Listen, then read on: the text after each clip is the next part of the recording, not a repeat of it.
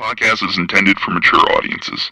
The views and opinions expressed are those of the panelists and do not reflect in any way those of the podcast partners, sponsors, or affiliates. Enjoy. Hi, this is Michael Buffer, and you're listening to the Voice of the People. Let's get ready for Boxing Voice. Every day I'm hustling, hustling, hustling, hustling, hustling, hustling, hustling, hustling, hustling, hustling, hustling. Every day I'm hustling, every day I'm hustling, every day I'm hustling, every day I'm hustling. Saudi Beyonce Productions. I must be the greatest. Let's get that done. I've been here before and I know what it takes. It's hard work, dedication. BoxingWords.com. Mayweather is PB. He's the best. Win, lose, or draw, we coming to fight. Can't nobody take that away. We're coming to fight. They do what they can, I do what I want. When you look at how he throws that left hook, it starts out really low. We're going to see what kind of counters they have. Oh, and the lefts and rights by Maidana. And it's all Marcos Maidana here. A lot of those punches off his shoulder. I think anybody out there listening or key, anybody, you think that that's a dangerous deal to make. I think it's a perfect deal to make. BoxingWords.com. 15 minutes. Can you be strong for 15 minutes? Can you? Listen, the concentration's weaving a little bit. Pick it up. Pick it up!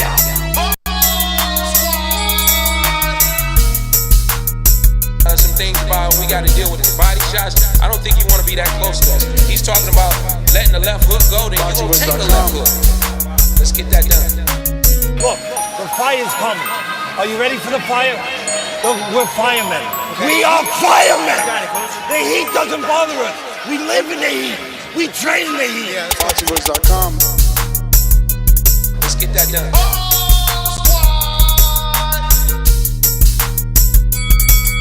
Danny, how much of the difference is it for you at this weight? You lost weight, man.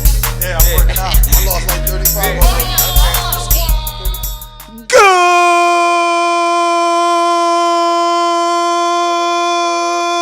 Good morning, TBV.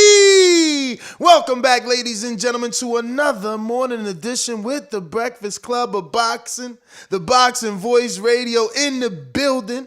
Alexander Lioness, New Jersey, stand-up Corpus Christi, Texas, the biggest left hand of all the border wars. Mario, what's going on? Ladies and gentlemen, we are back with another one to discuss a champion in 4 different decades. Manny Pacquiao is the only boxer in history to be champion in 4 different decades. But that's just a fun fact. We're not even here to talk about that. We're actually here to talk about the fact that Manny Pacquiao himself says he didn't like that Ugas took his belt without actually challenging him for it. Hey, what happened? Yeah, he got that warrior spirit in him, man. He said, why didn't challenge me for it in the ring? And, look, it's Manny Pacquiao. He's on pay-per-view Saturday. It's fight week. We're here to discuss the legend, living legend, continuing to defy the odds, smacking Father Time in the face saying, no, I'm not ready to go. But gentlemen, man, what do you think about Manny's latest quotes? Actually, I have a lot of quotes in the description if any of you fine speakers want to take the lead. Absolutely, man. Manny had a lot to say. Manny's definitely, I guess, not content that they didn't take his belt, meaning fight him for his belt. So he's looking to put on a performance, and if the knockout is there, he is going to go for it. Let me just jump into the quotes in the description as soon as this Death Star stops circling around on my screen. Really? You're experiencing Death Star? Yeah, it's a little rainbow circle on the computer. There we go. Now. Oh, you got it? Yeah, I finally popped in. But we could tackle this together, champ. There's a lot that was said by him. I'll read the first 3. Manny Pacquiao says, I didn't like that someone took my belt without challenging me in the ring. Both of us are champions, but we'll see who has the belt after Saturday. I'm going to put you to sleep. Then he goes on to say, I'm praying for a fast recovery from Errol Spence Jr. and that he can fight again soon. Yeah, that's right, man. We're hoping that he's able to fight soon. Of course, I felt bad when I first heard the news, but it's a good thing that Ugas was ready to challenge me for the world title. I'm glad that we can settle that dispute about the WBA title. It's always better to talk in the ring. Damn. And then, I'll read the third one, and then you read the rest of the movie script here. And he said, it only took me 2 days to adjust to fighting Ugas. Damn, that's pretty damn good. He says it with such with such confidence. Like, it only took me 2 days. It was about 46 hours. Yeah, I got it in the bag. And he goes on to say, I have fought a lot of right-handed fighters before. It would have been harder to switching from preparing for a right-hander to a southpaw. Most of my opponents have been right-handed, so there's nothing to worry about. No worries. Yo. And then he goes on to say, I feel young right now. I'm just happy with what I'm doing because boxing is my passion. I enjoy training camp, and I'm excited to sacrifice and be disciplined every day to prepare for a fight like this. Wow. For the Keith Thurman fight, I would do about 25 rounds a day. And now for this fight, I'm doing 30 or more rounds a day. The coaches have had to try to stop me because I want to keep going. If there's a chance for a knockout, then I'll go for it because that's what I wanted to give to the fans. I'm not underestimating Ugas, though. He has a lot of experience in boxing and fought in the Olympics. I know I have to be very good to win this fight.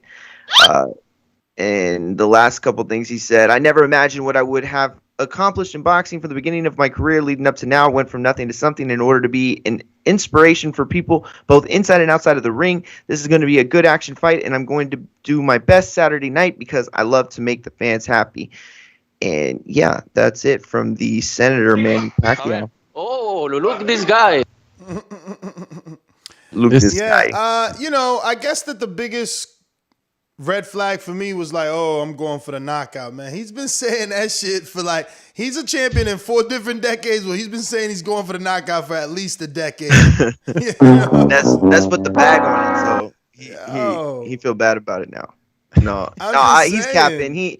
Look, maybe he does go for the knockout, but what does that mean? You know what I'm saying? Ugas is good enough to, if he doesn't want to be knocked out, he won't be. Yeah. And I think ultimately, I just think it's cap. I don't really think he cares about the belt. I think that, at the end of the day, this is to save the promotion, right?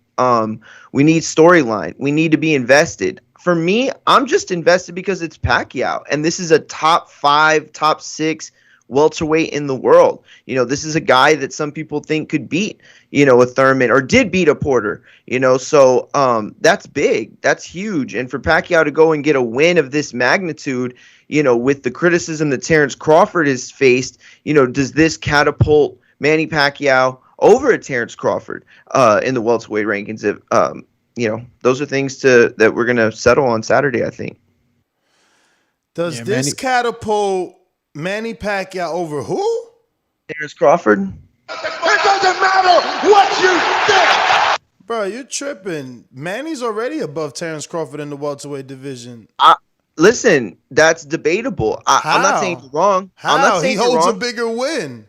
I think that there are people that have in had this Terrence generation, Crawford pound for pound. But I'm not talking about who has the bigger career or who's done more, who's more known. You said welterweight or you said pound for pound? Which one are you talking? Welterweight. Exactly. Manny has the bigger pound win. For pound.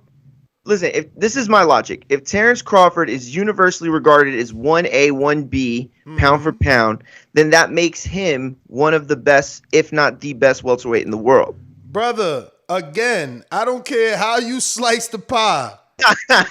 Manny Pacquiao holds a more significant win in this decade in the welterweight division than the win that Crawford has. Crawford out here killing dead meat and Pacquiao taking out the top 3 welterweight in the world. Come on, man. 2019. Keith one-time Thurman was arguably number 1, 2, or 3. So I agree, champ. Could argue that. It says inactive on Pacquiao's box rec, okay?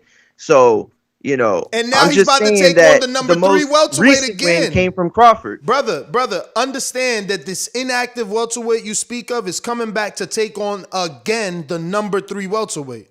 That's the point I'm making. I'm saying that this is the move that, could put him over Crawford universally. He's right already now it's over debate. Crawford. He said that he hasn't quite. I'm saying it's debatable. I'm saying it's debatable because of Terrence Crawford's pound for pound status. Okay, Brother, it's debatable. Listen, but let me debate you. Debate me, let champ. me debate you. Let's do it. It is not debatable that Crawford is arguable because of his pound for pound status, because Pacquiao has been pound for pound for the last 3 decades. He's been moving up. He's been on that list. Like, no one has more weeks than him on the list. That's all, we so can go back to 2014 and you can win this argument. But here in 2021, I just don't think it works the same way. All right. I think he fought pretty good opposition too. I mean, he fought Floyd. He fought Tim Bradley. Bro, he fought the best. Kell Brook's the best right now in the last year because Kell Brook's better than nobody, and that's who Pacquiao's fought since 2019. 2019. Why does that Keith shirt is the better win? Why does that shirt say Astros? Win. But I'm reading Manchester. What in the hell is wrong with him? I'm saying that Keith Thurman is a better win, 100%. But the Kell Brook fight wasn't in 2019. That's all I'm saying. Is it? It's more recent. I don't think that's a hot take. I feel like that's who just... understands what he's even saying here. Kell Brook when? What was it? 2020? I mean, Kell Brook when? Later. It was later than Keith Thurman. Like, who fought Kell Brook? Terrence Crawford. Terrence Crawford. Okay. Yeah. And you're saying okay. Yeah, that's the only point I'm trying to make is that fight. So arguing right now. It could be a debate, right? We can make a debate. Terrence Crawford, pound for pound, or Manny Pacquiao has been inactive for a few years. But on Saturday, if he goes and starches Ugas or routs him 12 rounds, 11 rounds, 10 rounds, there's no debate. Pacquiao's above the rest, including Spence, by the way. Yo, this dude Mario is really on one this morning. It's hilarious. I think it's because Terrence beat Amir Khan. So. I mean, listen, if that's not one of the biggest wins that you could get in the last 10 years in the welterweight division, I don't know what is. Let me go to this super chat from Show Kid who says, when Ness returns to Border Wars, he gonna show up with his old belt talking about ain't nobody beat me. Manny tripping. I'm betting on Ugas for the win. You're crazy. Oh. I hear you. He's feeling his inner underdog right now. You gotta go with Ugas. I mean, if you're an Ugas fan, I guess. Show Kid on the return says Bud got them big wins over Khan and Brook. Mario, stop training to smoke crack rocks. UK Mario has to be trolling us. He said Bud got them big wins over Khan and Brook. I'm just saying, those are big wins. Like, they are big wins. Like, who's gonna debate the opposite of that? Yo, Mario on shrooms. Jaime Nieto. Yes. He says, I'm a Pac fan, and I agree with Ness. It's not debatable. He's got a win over Thurman, and if he beats Ugas, it's not a debate. Exactly. Mario, they trying to come at you, champ. No, Mario be going off the cliff sometimes for these Manchester guys. I'm just saying that there's something on the line on Saturday. For Manny, I mean, it's not like we're talking about a 28-year-old who had a couple years off because of a promotional dispute. We're talking about a dude who's entered the part of his career where you could get old overnight. You know what I'm saying? And I put that in quotations. If you listen into the audio only, quotations over that old overnight thing, right? But that's the domain he's in. So all I'm saying is right now, as it stands, Terrence Crawford was one of the best welterweights in the world. There's no argument there. And for Manny to go out and show that he can still do this with the young dogs at the top of the division cements him in a way that, I don't think anybody can be 100% sure of right now. Let's do a poll. I'm doing it right now. Yo, he was already. Let's do a poll, champ. Who's better? Bud or not? Manny Pacquiao. What you want the poll to be? Who is a better welterweight? I would say or Bud. Yeah, but it's not historically though. So you have to like word it in a way like, you know, who should be rated higher currently? The inactive boxer in Manny Pacquiao or Terrence Bud Crawford, who's at least fought within the last year? That seems like a lot of words. Yeah, that comment's gonna cover half the chat. What are we doing here? Yo, but what about who has the better welterweight run? Is that a good way? Better welterweight run now? No? Yeah, or resume? Or the... You want me to use the word resume? No, not resume. Don't use the word resume. What about who wins right now, Bud or Pac? Because that's the question. What, is in a fight? Pac too old right now? It's not Pac in his prime. Not Pac that went on this wait a minute. run. Now he's changing the narrative. Now it's Bud versus Pac? But that's what I'm saying, though. It's like right now we don't know if Manny's too old right now. Like it's been so long since he's fought. No, the true poll is who's the number one welterweight, or who's ranked above who is. No, wait. Okay, who's number one in the division right now? Yes. Who's number one in the division? Errol Spence. Yeah, you got to put all three of them on there, though. But see, that's what I'm saying. So if it's Errol Spence. Okay, then okay. Let's try that. Who is who it is? Number real quick, Jaime Nieto came in. Hold on, because I like to share them, bro, so you know they can see their super chat in there. 1, 2, and 3 in the division, right? So. How can we do that as a poll, though? Well, you could just put Terrence's name, Spence's name, and Pac's name, and then they vote. No, because then that's not saying who's 1, 2, and 3. That's just saying who's one. Oh, yeah. You're right. That's just saying. You put three names. You put the 3 names up, and you got to put. I can do it this way. I can do it this way. No. I got it. So is it Crawford? But the percentages will tell us who's first, second, and third. What do you mean?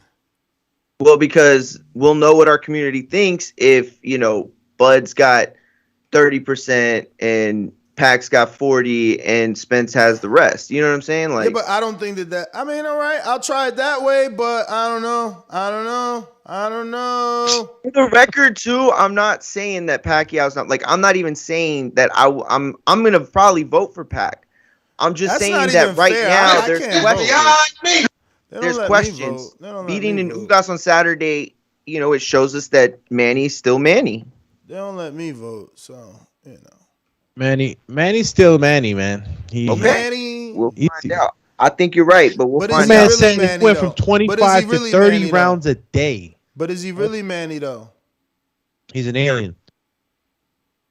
30 rounds. 30 rounds is serious, man. Jimmy, was that a comment? Like you think that was a slight jab at Thurman? What? Or is he just making a point? Because I felt like it's like, oh, I had to work even harder for an Ugas now. Like, you know what I mean? Or I was working even harder for a Spence. You know what I'm saying? When he's just telling you where his mindset is. Like, stop trying to take shots at my man's. I'm not. I'm just asking. I was ready to chop it up too. Like, yeah, maybe he is. Nah, but I get it. I get where you would. I don't know how this is gonna work. I don't see how this is gonna work. But we're gonna go with. Well, you already tainted it anyway because everybody in the chat, you already persuaded everybody. So what? They're all again. They're all saying I'm wrong anyway now. So they're gonna definitely vote. Yeah, I still want to do the poll. Who is number 1, 2, and 3 and 4 in the division? I hope this works. I don't know. And I cannot wait for Crawford to get his shot one day and make a lot of people cry. That's all I'm going to say. I think that poll just made no sense. Look at it. Let's see. Who is number 1, 2, 3, and 4 in the division? But you can only vote once, though. Exactly. I'm telling you, brother. It's not. Okay, so right now, Pac's first. Well, no, everything else you vote once, and I guess everybody else is gonna fall in line according to the percentages. Yeah, that's what I'm saying. So as long as you pick your number 1, The other 3, 4, and 5 is gonna fall in line. You put Ugas in there. Yeah.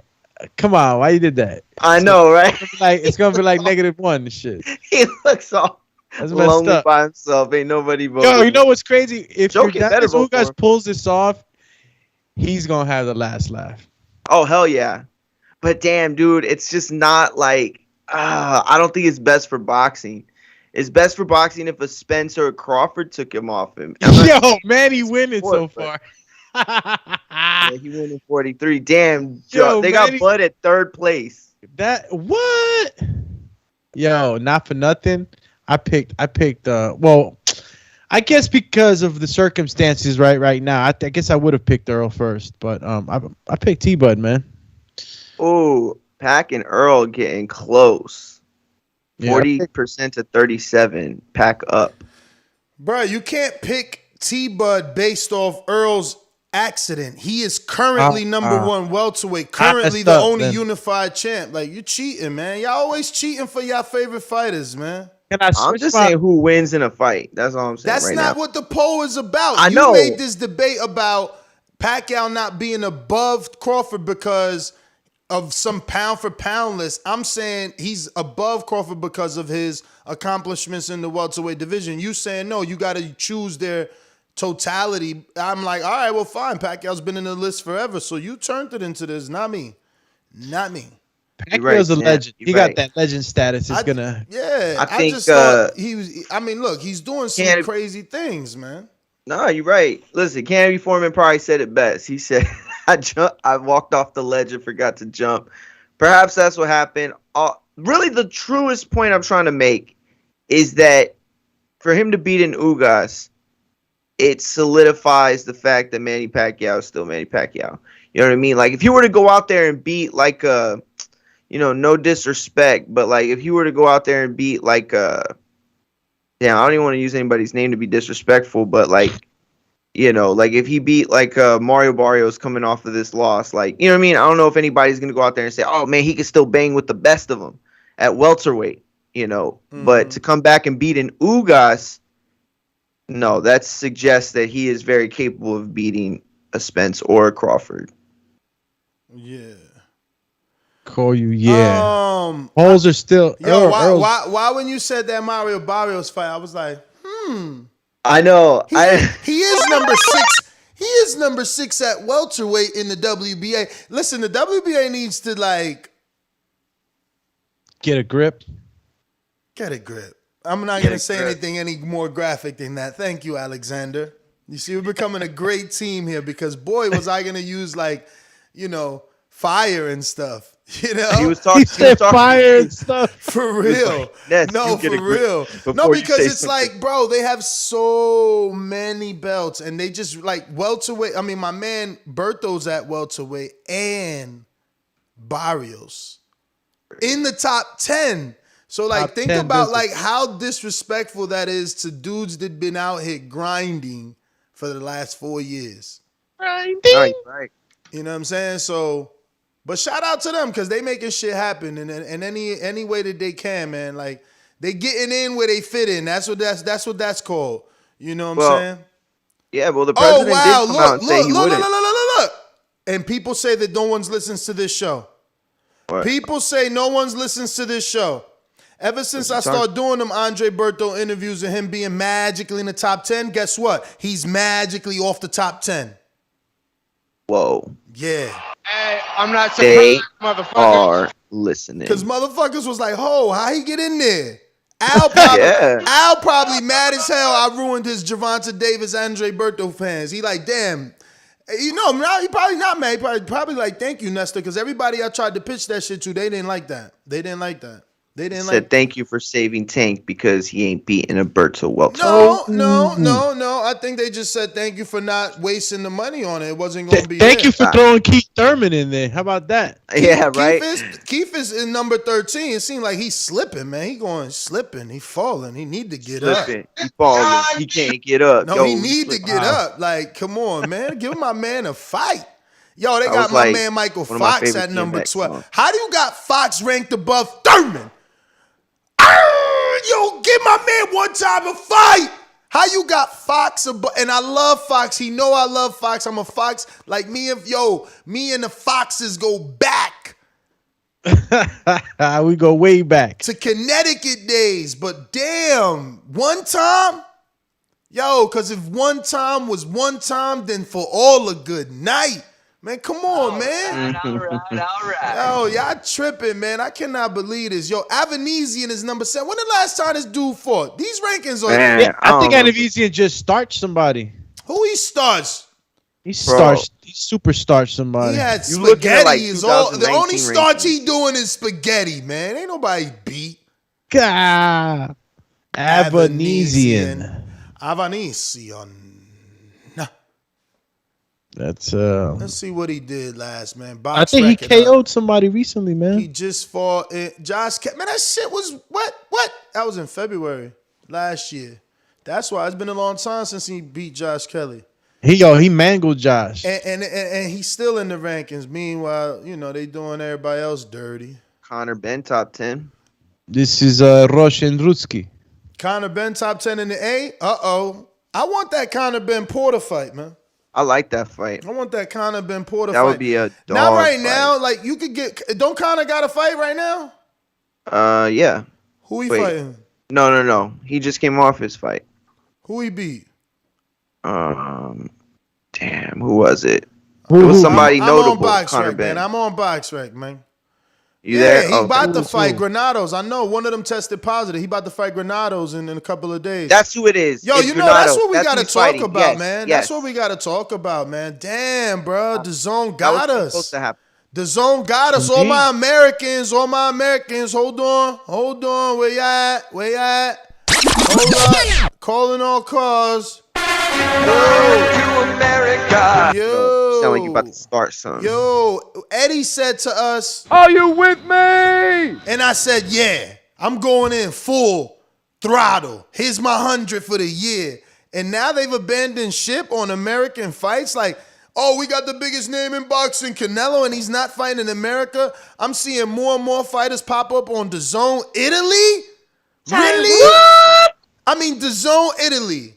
And that's great for the fighters. It's great. They get to go fight in Italy and grow their international brands and become, even bigger superstars and global stars. I get it. But as a consumer, I would like to see it. I said, as a consumer, it would be nice of you to allow me to see it. I mean, they're not even catering to American boxing anymore. Like, look, this is their show. I'm going to screen share this so you know what's going on. I've never even heard of this Italian sensation here. Scardinia. I think I did hear of Scardinia, but never in my life watched him fight. And who the hell is Doberstein? And then he's fighting Patria versus Boscherero. I mean, Doberstein. At least these names almost sound Spanish and shit. What's the date on that show? October 1st in Milan. Okay. I should fucking go cover a fight in Italy. But, yo, he's tripping anyway. Wasn't COVID the biggest in Italy? Yeah, it was huge at one point. It was like, and I don't watch the news, bro. I know, and that shit made it to me. That shit was like rampant. Looks like he's fighting a German fighter, Scardina. Doberstein. Yeah, I mean, I don't know, bro, but it's like, we're heading back to Milan. When you coming back to America, AJ? Well, they were here just with Verge, though. And that's what the report on Coppinger is saying, that since the Virgil, there is absolutely nothing scheduled for America. Yeah. Zero. How could you not have anything scheduled for America? What happened to DAZN USA? We got $1 billion. Well, this was always part of the marketing, or not marketing. This was always part of the plan. They wanted to roll out like a global takeover type of thing, and so as they launched DAZN into newer takeover. That's homes what you are. You're a global takeover. You globally take over anything that's the UK, from what I see. You're on defense for the UK. First, you're talking about the Italy. Mario. You call everything the UK. Eddie is involved. Eddie is DAZN. It's Eddie who we believed in. Eddie told said us. This. Eddie said that. Exactly. Eddie told us. Eddie did that. No, Eddie told us he was coming to save us from pay-per-view. Yeah. Eddie told us he was gonna take over, not partake. I bought into that. I'm a DAZN affiliate. Click my link in the description. Go through me to get your DAZN in Italy now, because there's nothing to really watch in America.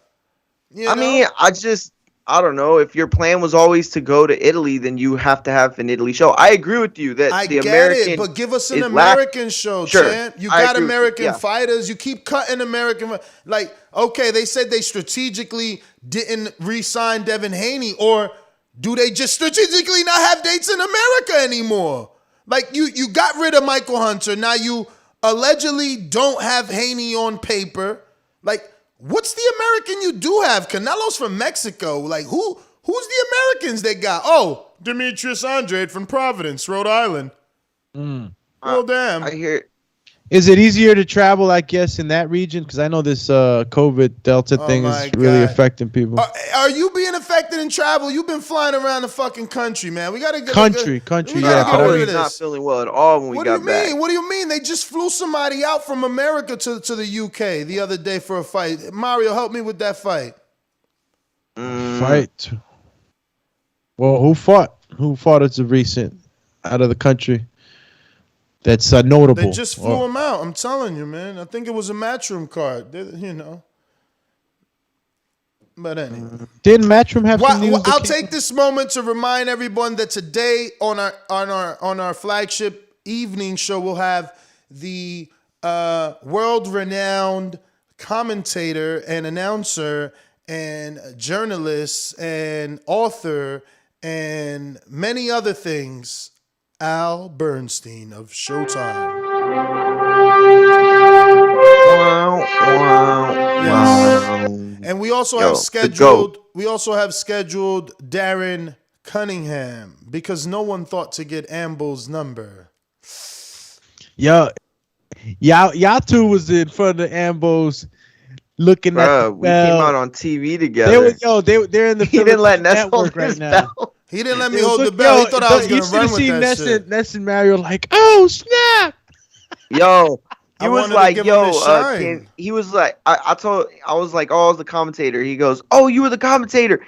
He was like, yeah, can you say something to Joseph's friends and family on station WBN or something like that? I'm like, wait, what? I'm like, oh, you about to send this into the Philippines? Like, I was probably on Philippine TV on Sunday. I don't even know it. I guarantee you were. Yeah, bro.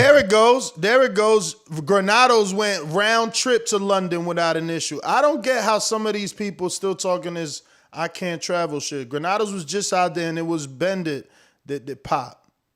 I mean, was it before or after? Hey, Canna, set it up. If he's on IG, you know you got the Axis champy.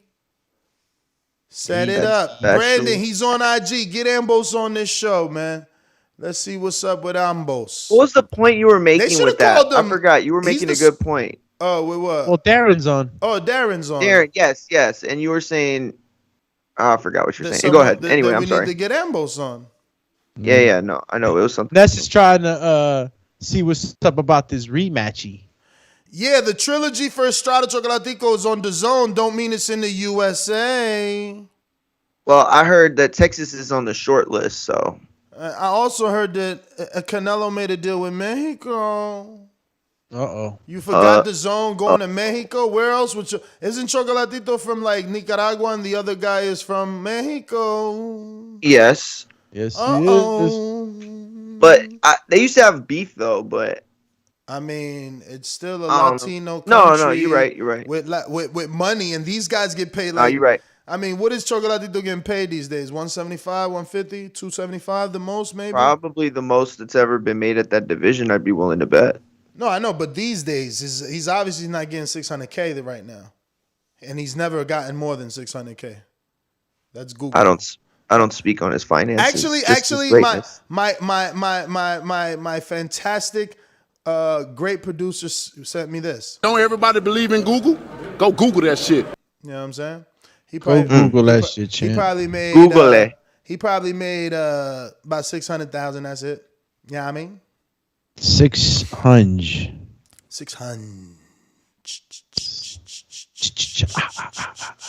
Remember that? No. Oh, Riff King seems to believe Rivkin seems to believe that it would go to the U.S. But this is the thing. Again, those So, guys I don't. think so too. Yeah, but those guys don't. They don't get paid much. So that's the type of show you can do in Mexico. That's what I'm trying to say. Like, you can't do a Canelo show in Mexico because his gate.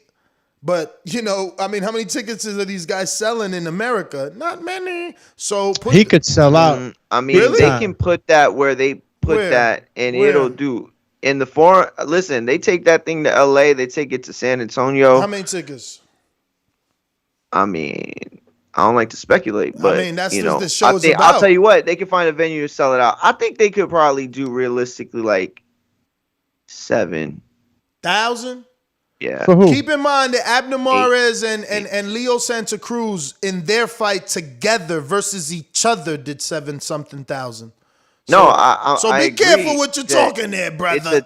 It's a big number, and I think that it could be done. I think if they put it in the right place. Listen, that is anyone who knows anything about that division or either one of those fighters wants to watch that fight.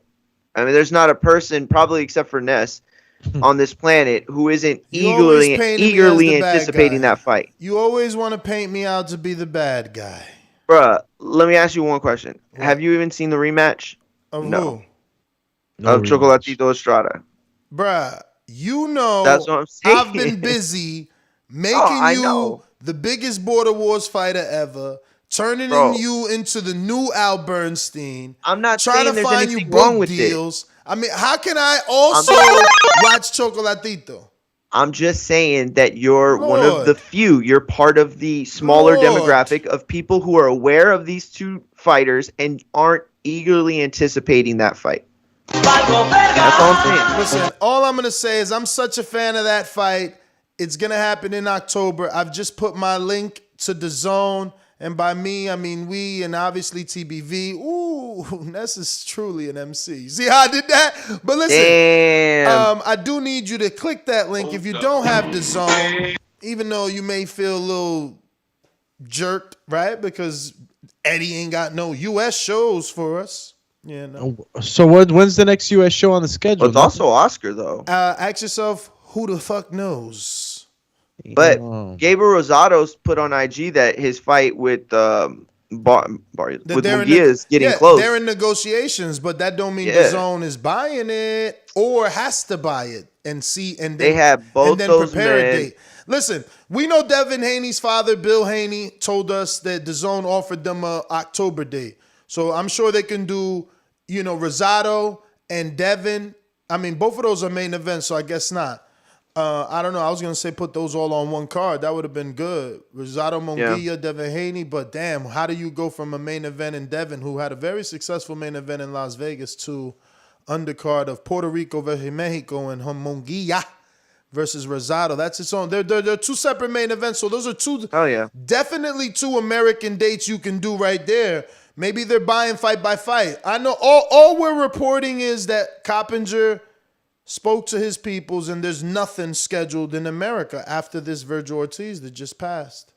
Yeah, I mean, he's right.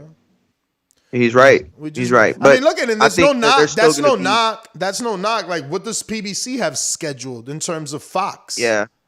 We got 4 months left in the year. They might have something scheduled on Showtime, but do they have something scheduled on Fox? That's what I missed about the HBO Showtime days, was that, like, the biggest fights were on those two. And, it was like they had their plan of what they were going to roll out, and to a degree, it's not PBC or Matchroom or anybody's fault. With COVID, it's been harder and to put shows on and guys are catching it. And it's a tougher time than it's ever been. But, during those HBO days, like, they would roll out fights like the way Showtime did with their, when they rolled out all those fights and we all got excited, Jamel and, that little mini tournament at Super Feather, Super Feather. Super Bantam, whatever. We all got excited. You know what I'm saying? And that's what used to happen. HBO would roll theirs out, Showtime would roll theirs out. It's like, we're already in August, and the schedule's thin. Nothing for November at all yet. I think Josh Taylor's tentatively scheduled for December 18th, if I'm not mistaken. The fight between Wilder and Tyson is that That's October. That's October, 9th. right? Yeah. Yeah, but that's So not the zone. It's not the zone, but that's Yeah, PBC, right? ESPN, Fox. Yeah. ESPN, I'm assuming. Fox. So they got. And do we have? I mean, I know I'm going out of topic, but I think the other day I seen a message from Tyson Fury that said I'm going dark, or I'm not gonna be on the social media until whatever day. Bro, we didn't get to talk about that because we was in Atlanta. We all seen what John Fury said. You know, obviously they're going through some issues with the birth of their daughter, and you know things are sensitive right now. But John Fury, the father of Tyson Fury, threatened to possibly pull out because, you know, they said family is more important. So, you know, I don't know where we are with that situation, but it is scheduled for October. It's still on. Yeah. I mean, the post that was written by Tyson Fury says, right, guys, I'm going offline until October 10th. Someone else will be keeping you updated. Total blackout for me. See you in Vegas. Let the games begin. 7 weeks Saturday till I smash the big dusser again. Wink, wink. Pray emoji. Pray emoji. God bless. And that's what he wrote. What? He wrote that 15 hours ago. Damn, really? Oh, this is super recent. Yeah, super recent. What? Champ. Reread that? He says, right, guys, I'm going offline until October 10th. Someone else will be keeping you updated. Total blackout for me. See you in Vegas. Oh, no, but that means he's fighting. See you in Vegas, bro. You're tripping. Yeah, he's fighting. He's fighting. He says he's just going Dak, getting into that zone, I guess, that fighters must get into before combat. And this is going to be a huge one, so he better be ready. Because my man Deontay Wilder says... Somebody will die in that ring. You know what I'm saying? You better be ready. The ambulance better be ready. The medical better be ready. The referee better be ready. They better have that towel to be able to throw it in. You know, I know that, you know, tonight's the flagship show, but I'm just going to, ask the question now that we can ponder later, I guess. Am I the only one that's excited for Robert Guerrero, Victor Ortiz? I'm not saying, I'm oh, my God, this is a big fight. I'm just saying, I think the boxing hardcore in you is excited for this. This is probably a fight that we 5-year-old. No, I think it's just like Areola and Ruiz. It's a fun Mexican fight. It's the same freaking reason Bob stole the whole argument of yesterday. It's the same reason Bob gave us Valdez and Beltran. You know, it's part of boxing. It's, you know, every now and then you got to do Oscar De La Hoya versus Julio Cesar Chavez. This is what that is. You know, this is just a little battle for who King es el más gallo. It's a little sell past this day, but at the end of the day, they're still fans. I mean, you got Arce out here still fighting Julio Cesar Chavez. They're building up another fight. I don't know if I follow them on Instagram. They're building up another fight. Have you seen it? No, definitely. Yeah. So man, listen, if they're doing they pack the house too. And that's what these promoters are looking at it we might as well. The promoters are looking at it like this. We might as well put on these exhibitions on our undercards, because think about it. Ortiz and Guerrero been out so long, they could come and do this on a straight to pay-per-view exhibition and make money. So they're just putting it on TV because they know there is a fan base. I'm gonna be tuned in. I want to see what they look like versus each other. It's gonna be a fun fight, you know. Victor's always in a fun fight. Ortiz is always in a fun fight. And Guerrero with the right opponent, he can be in a fun fight. If you don't give Robert the right opponent, it could be a little stale. But remember his be a Mexican showdown, bro. Say again? You remember those fights with Guerrero and was it Kamagai? Yeah, he had a tough fight with Kamagai, Berto. Calm down, guy. You remember that? Yeah, you remember that was a fight of the year candidate. They went at it, dude. And so you give Robert the right opponent and he puts on great shows. I think Vic is that right opponent. And a lot of people were down the card and talking, crap about it. And I get it. It's not the best card, but that's a good fight. I think it's a good, co-main event type of fight.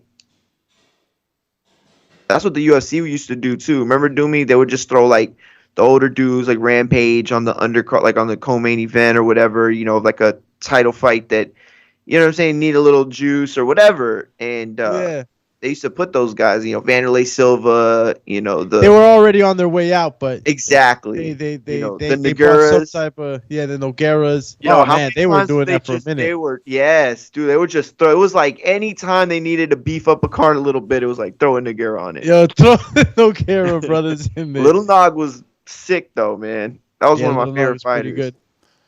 Listen, I'm it is listening. what it is. Say what? Would you say MMA status? You said listen. I said I'm listening. You better be listening, champ. You know the MMA voice coming. To this day. The ambulance ready.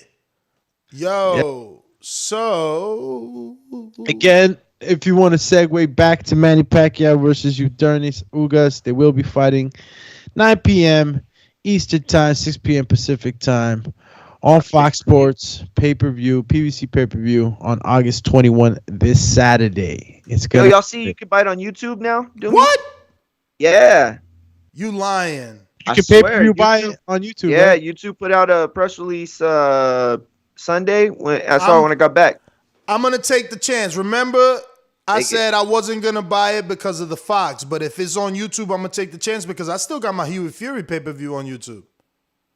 Oh, really? It's still there. Wow. That's still crazy. There. If I go to my That's purchases, if I go to my purchases, it's still there. Let me go from the app real quick to double check. That solves that problem. And by the way, listen, YouTube is on any single you know, what electronic device is YouTube not on? The app. You know, it's on all the smart TVs. It's on all the, you know what I'm saying? So you can literally buy it and put it on anything, pretty much anywhere. So that's what I like. But yeah. Call you, yeah. That call me, yeah. Let me see. Well, you could buy like movies and stuff like that on YouTube. Oh yeah, you know, for sure. You could purchase, but that's pretty Plus, cool. you could download on YouTube, so you know maybe you can download. You know, I wouldn't see why not. Where is it? Purchases and memberships. Purchases. And it's like you could set a reminder too, right? Probably with the oh yeah, for sure. Event. You know, because if you're look, my Logan Paul is still here. Can I play it though? Wow. There you go. Can you play it, Champ-a-lamp? Yeah, it's playing. Let me fast forward. Well, shit. Then YouTube it is. I don't even think I ever had an issue with any streaming in YouTube either. Yeah, look, my Logan Paul's playing, and this is from 2000. I purchased this in 2018 because I was up on that first. I'm the one fucking told Eddie about it. Actually, 2017. It says 18 August. And then let me see. This $26 purchase must be the Huey Fury fight. No, this one is the Parker Fury. Yeah, this is it. And that's still here. That's 3 years ago I purchased it. I'm going to thumbs up that button just for fucking YouTube being amazing. Not like these bloodsuckers over there at Fox.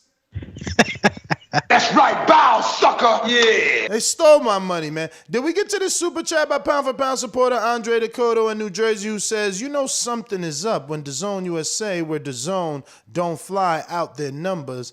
One show, Akim Barak to fight camp at least for 1 weekend. # life support.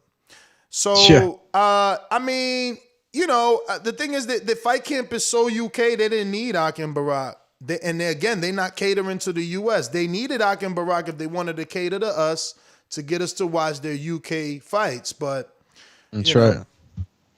They should have. Damn, Canna, you can't send a man a link. Oh, this Facebook or this Instagram, champ? Oh, Facebook. It's got to be. Yeah, he probably got the Facebooky. For Ambos, you seen it? Mm-hmm. Man, who the hell uses Facebook? Did Joe? Yo, anyway. Everybody uses Facebooky. Anyways, man. What's this poll at? Take a look at it, champ. You already know who's number one. Pacquiao, then Spence, then Crawford, then Ugas. It worked out. Wow, look at this guy. Manny, 38. Whoa, Earl, 35. It's Terrence, changing. 23. And Yordenis Ugas, 4%. There you go. Who's 1, 2, and 3? 1, 2, and 3. Yes. 1, 2, 3. Yeah, I would be so happy for your now. Ugas. Now that's crazy because they got him over Earl, but it's tight. Earl's at 35%, and Pacquiao's 38%, so it's very tight. And there's a huge drop off between Earl.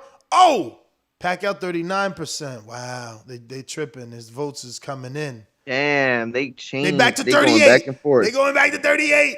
I'm about to refresh. I didn't even see who got that percentage. Because Manny went down, but Terrence is going up. That's what it is.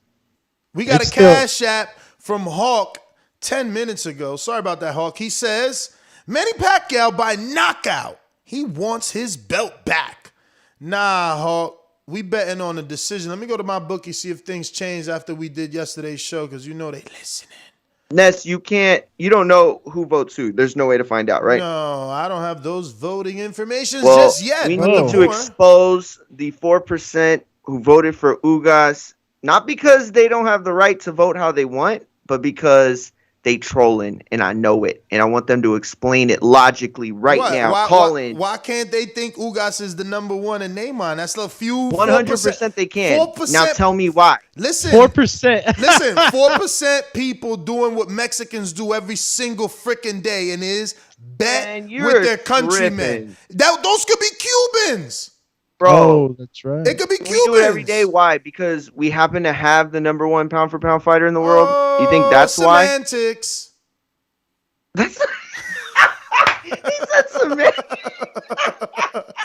That's hilarious. I think we changed the line, y'all. 318 votes. Let me see this. 4% said, Mr. Ugas. That's 12 people. We did. I think we changed the money line, but not the decision at plus 110. And if you really think Pacquiao could get a knockout, Lord have mercy, they're giving you plus 175. You better go to mybookie.ag right now. Pacquiao by decision is still plus 110. Pacquiao by TKO is 175.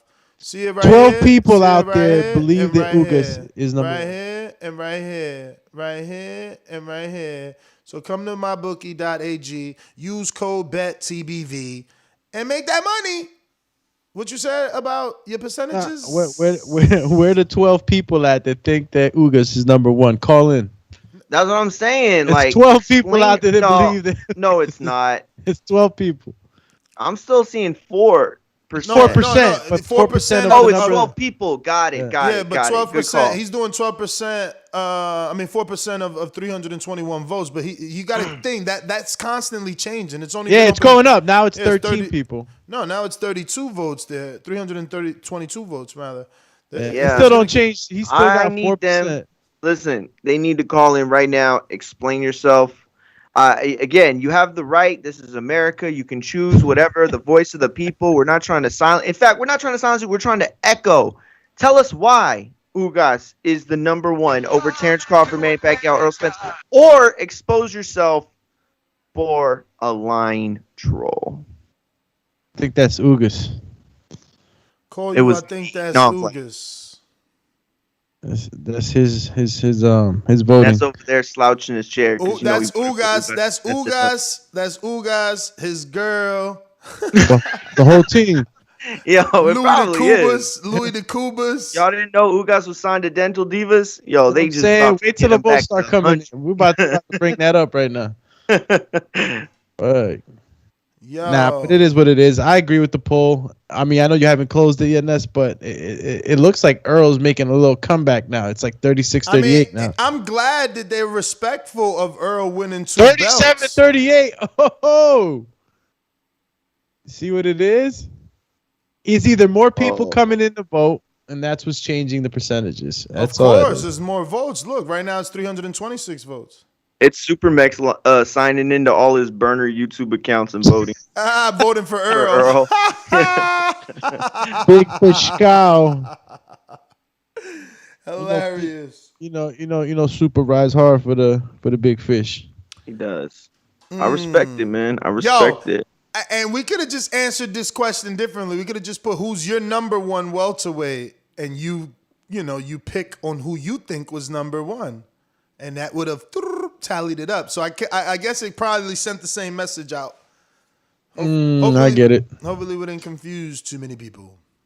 It's dead tied 37-37. Oh, right. wow, that's amazing. You see how this shit is changing? That's amazing because the way I think it should go, like my order is Earl, Manny, Crawford.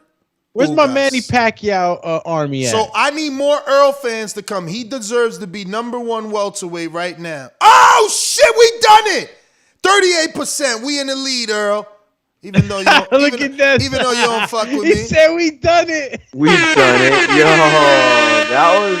You just exposed yourself. No, to because a that member of proves Spence's team. that proves my logic of how to rank the fighters. That's all I'm saying. It proves that people are respecting his unification, but it also proves that people are respecting Manny's win over Thurman. So it just proves logic, man. I just like logic. We Manny got Pacquiao James, fans is gonna come in and vote. James Benitez in Huntsville says, Bud is number one now. Bud beat the person that gave Pac his worst loss of the generation. Bud never had any drug allegations, and Keith was a fluke win. Whoa. Hey, what happened? Whoa, fluke win. There you go. He's throwing logic out the window. There's no such thing as fluke in boxing. Like, that's like saying, the punch was from the gods. The punch of the gods. It ain't a fluke, man. He did it. Don't take that away from him. But I can kind of rationalize with what you say. Bud beat the person that gave Pac his worst loss. All right, we're gonna end this poll, and then we're gonna do the next set of welterweights, which are we're gonna do who's your number 4 welterweight, and then we'll get the next votes, right? So it's like gonna disrespect Thurman by leaving him off the poll. Who's number? So Earl and Manny stopped at 37-37. Oh, good. Nice. Who's number? And we need that. We need that fight now. Yeah. The welterweight division. Real funny. It's What? Say he gonna close the poll when Ness is done making his point. Yo, I mean, that's hilarious. That's what the poll is for, to make your point and shit. You know what I mean? See if you're right. Is you right or is you right? Yo, it was a draw, 37-37. That's man. Good enough. That means that we still want that fight. Who's the number 4 in the division? Is it Sean Porter? Sean Porter's always in that. Yordenis. So it's either Sean or Yordenis? Or Thurman? No. Keith. Thurman. Oh, I thought you were saying no to Thurman. I was like. Or is it Jaron Ennis? Botas. Ennis. I wish I could put one more because I would put Ben. Put Conor Ben. I can't. They only give you 4 options, man. Hopefully, Instagram. Wait, so you put... Wait, say that again. You put Porter... Ugas. Keith. Jaron. Boots Ennis. Bruh, don't disrespect Verge like that. Come on. Oh, shit, Verge. Oof. It only gives me 4. Why you ain't got El Mexicano? I'm not saying Boots can't beat these guys, and I'm not saying he won't be better, but right now, Verge has the better wins. So okay, Virgil. I'm just saying. They only give me 4 options. Virgil Ortiz. Yeah. I was gonna say either leave him off and just put those 3. Line 6 read is coming for you, bro. Because I put Ennis on there. I put Ennis, and you made me take him off for Virgil. Get over here! God. You know who else coming for you? I think Intrigue gonna show up at the club. Oh, definitely Intrigue showing up. Line 6 about to put Boots to me. Call you botas in your cara. Let's see what happens. Who's your number 4 welterweight in the division? In the division. We got a cash app from Hawk in Maryland. It says, Errol Spence, the big fish. Crawford, big wins at 140. Yo, this is gonna be very interesting. Who's number 4 in the welterweight division? Yo, Verge winning right now for real.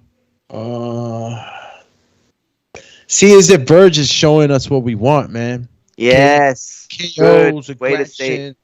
Kane showed us a little bit of, fighting spirit, with Mr. Kavalaskis. He's definitely a candidate. You can't look at him like some prospect anymore. Listen, I'm just asking this question to get y'all's points. I'm not debating it.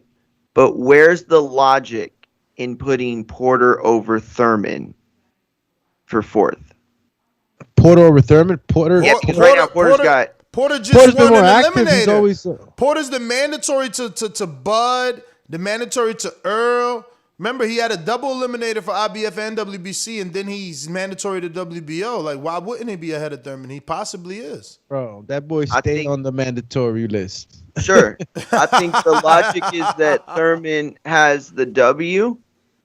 And then if you're Ugas in that, if you're in, that camp where you think that he lost to Ugas, it's like, I don't know. Yeah, I'm not saying one way or the other. I'm just saying, that's the debate. Yeah, but I would put Sean Porter over Keith because of that. He's just Mando's always on. He's always giving us hello fights. He's always willing to fight the top guys. No questions asked. There's never any issues with him. He's the top guy, man. Now, what I am having trouble right now is because I could easily just say Sean Porter. But they got him at number 4 so far in the poll. He's number 4 without a doubt. Yeah. But maybe I could argue for Virgil. Heels. Maybe I could argue for Virgil. Virgil's been coming up. I know he's still, not fought. But he don't got to win over Danny like Porter does. Yeah, and this is it. He still hasn't fought the top 5, I believe. Top 5 guys are still not. He hasn't gotten his hands on it. But a Kavalaskis win, the way he did it, puts a new perspective in here. You got to start looking at Virgil Ortiz like a very dangerous opponent and a champion candidate. He can fight any of these guys. He can fight Danny Garcia. He can fight these guys now. And this is my sentiments of him right now. And he's only shown me that he can get by tough situations. He was sick, in his fight before this one. He got sick. I think he had gotten COVID, if I'm not mistaken. Yeah, something like that. And he still punched through this. So it's like this kid's showing me nothing but mental fortitude, and he's icing dudes in the ring. So I could argue that Virgil Ortiz is number 4. I could argue. Yeah. Sean Porter, he's had many opportunities, and he still has them now. But Virgil Ortiz, to me, feels like he's spearheading through anybody they're putting in front of him. So I could probably argue that. Cash App from Hawk in Maryland that says Terrence Crawford.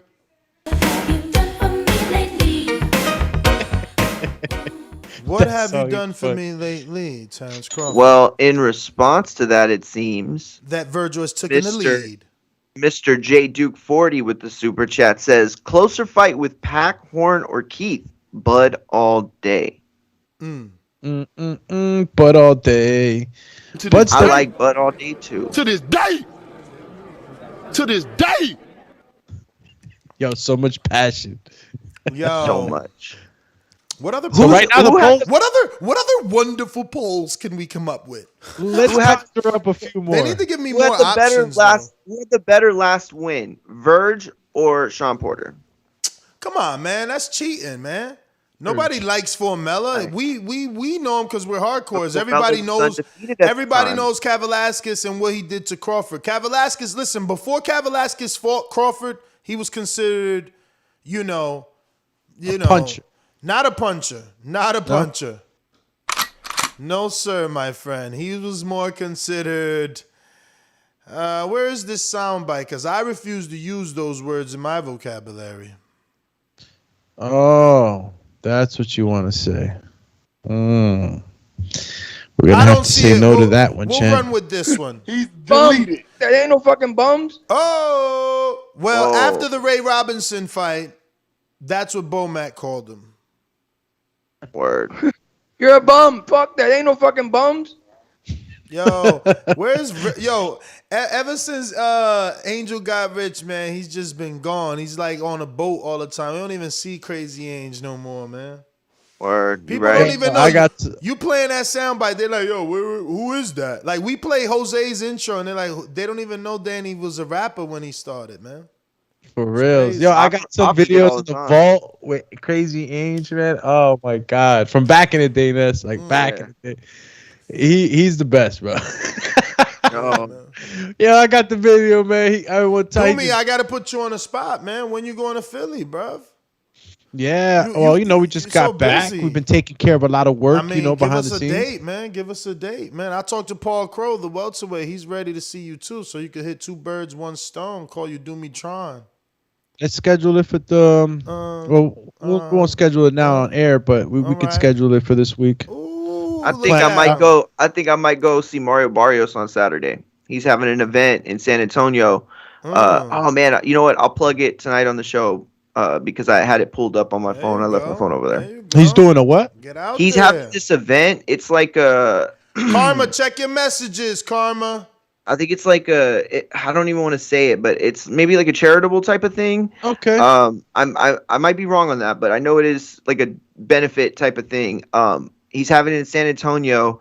He put it on his IG, and I might go see him. Go see how the champ is doing. Yeah, support. The cause. See if he wants to, get on camera. Not nothing like official, but man.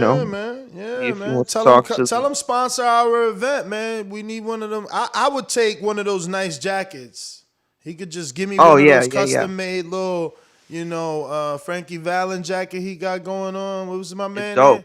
Daniel LaRusso looking jacket and shit. Yo, so Tyler Perkins on the chat said, when I got on the YouTube and pulled up my TBV search, above your channel was the ad for buying the pack fight. Damn, they listening. Sweet. Nah, this is what Google ads are, and more promoters need to use it because boxing lives on YouTube. Shout out to Bill Haney. Unfortunately, there's not a lot of Haney news to talk about other than fucking Rolly continuously saying in public that he doesn't want to fight because Haney's a bum or something like that. It's just like, you're pretty corny. That was a big fight, man. Okay, callers both hit the buzz on them. Karma Surge, text me I had no right now. You hit the dun dun dun dun. Nah, I didn't. Oh, that's me? That's a double soundbite? Okay. I always thought y'all were both playing a separate soundbite. Okay. I was going to hit you with this one. Oh, that's some soft ass shit. Shut that soft ass shit up. Man, you too graphic, man. You too graphic, man. You're too graphic. You want to always curse, man. Whoa, is this Nestor Gibbs going PG-13 on me and shit? Yo, call him WWE in 2010. Get out of her. Nah, man, but yeah, dudes, man. I really want to go see him this week, man. I know that I'm getting a whole bunch of DMs now and on the chat. Thanks, Ness, for the pressure. Damn, they getting at you to go. Yo, we need that. Yo, we need that. That would be huge, dude. That would be huge. And I do because I've been on Jaron Ennis from the very beginning, before anybody was even, talking about talked to his brother. I even talked to his brother and his father because I want to make sure that you guys are, completely situated and facilitated, meaning like if the father is running late for whatever thing, then the brother knows what's going on, and you know what I mean? Because I don't know, in person he seems cool, but he's also obviously not really on the media like that. So yeah, I don't know. I've actually heard too that I shouldn't even say that. It is what it is. Listen, it's always a gap to close between the media and these teams, these camps. That's a good way to put it. And once they get to know us, the thing is with us, man, that we from the mud, man. We know what it is. We come from the same cloths, you know what I'm saying? So it's like every time we're in these camps, we're received a certain way, and we usually mesh pretty quick with the fighters and the coaches. It's all love, man. It's always all love. But I get it, because this is war. And you got to be smart about who you let into your camps. You got to be smart about what you're releasing. And not everybody's omerta is the same, from camp to camp. Everybody got a different situation. So the thing that we've shown always is respect for that, no matter what the omerta is or how they want to run the show. Sparring can be recorded, all that stuff. We've encountered all these things and throughout our TBV, career in visiting these camps. So we always, we always manage to be cool, man, down to earth. And we usually have very good relationship with these camps, man. So I expect it to be the same with Mr. Ennis. And of course, we support his son and his journey, and we've supported him from the beginning. I know I have, and a lot of the TBV and family. So it'll be good. We'll make that happen this week. That's what's up. Word. Let me get out to some of these callers, man, real quick. Let's go out to our sponsor. These calls are brought to you by Big Rigs Trucking Agency, experts for all your insurance and trucking needs. For quotes and consultations, visit us at brtagency.com or contact us at 908-943-6918. BRT Agency. So damn, man, we had a long Border Wars show yesterday. Hopefully you guys caught that on MP3. Mario, did you check that out? You were too busy with life? No, I got home and crashed. So you don't know. You are a horrible fighter, man. Yeah, you don't know. I mean, I saw the title, obviously, but I haven't got to hear it yet. Call you title contention. I think Rebecca called in, man. Whoa. Or what'd she say? Is it a must hear? I mean, she called in, man. She called in. Okay. Enough said. Oh yeah, Mario wasn't off for that call. Crazy. And El Loco called in. El Loco definitely called in. They back in America. They're in Arizona, man. They out here, man. But the reason I'm bringing it up is because obviously the show was yesterday, and freaking Austin chooses to bring up this information now. But I'm gonna take this time to go with the committee. Committee's the panel. You are the panel. You're the host, right? So he wants to opt out of the Jason Wilson fight, which is a Milwaukee fighter. Mm-hmm. And he wants to fight someone more known in the community and with more experience. I guess I must say his name in order for you guys to you have fully to assess. So he wants to not fight Jason Wilson so that instead he can fight Esteban. But, my thing is... Esteban? Yeah, and my thing is I'm very firm on this. No matter how good you think you are, if you don't have amateur fights, then we need to see how you can fight. And that being said, I would rather him stay with the Jason Wilson fight, who looks like a novice who's working with a trainer, where Austin isn't working with a trainer. Not that I see anyway. Maybe he's working with Doomy now virtually, but before that, I didn't know he was working with a trainer. I didn't see that. So before you get in there with Esteban, test the waters. Because, look, Lidge Low thought it was sweet. People always think it's sweet. It's not sweet. You got to actually do it and then go through it. And once you go through it, you know that you can do it. You know what I'm saying? And it's better anyway if you're Austin, right? Like two wins and you're eligible for a title shot. So why go through one of the what people are gonna call one of the toughest fights of your career first, and then it's gonna be harder for you to get a fight? Look, I said Esteban. Myra was like, "What, Esteban?" So it's like, you're going to beat Esteban, hypothetically, in his mind. He's going to beat Esteban, then what? Who's going to fight you? Yeah, if you got to go up from there, that's a tough roller coaster. So I would say, honestly, like, you're right, because this has nothing to do with my belief in Austin or what I think he can do. I believe him. I believe him when he talks. Like, I think, I don't know how good he is yet, but I believe that he's going to show up and fight. If he comes in like Guillermo, then it's a whole different story, Well, that's the thing, Doomy. You worked with Esteban. Like, but that dude's got cardio for days. Like, but Guillermo had a trainer, Doomy and Mario. He had a trainer, and that trainer even showed up. Like, and he was sparring, That's and he right. was sparring, and he was showing us that he was a buzzsaw in his sparring. And he had amateur fights too. And he had amateur fights. That's what I'm saying. Listen, my matchmaking process is serious, man, and I'm learning now with pros, man. That's right. Shout out to Vanessa. You know, there's a lot of people out there, and we just got to be careful, man. But it's matchmaking, yes, Ness, but also from the promotional side, if you're Austin, you want to go 1-0 into an Esteban fight. Like, you know what I mean? Like, you want that fight to mean something more than just. But he's fighting Jason. He's fighting Jason Wilson.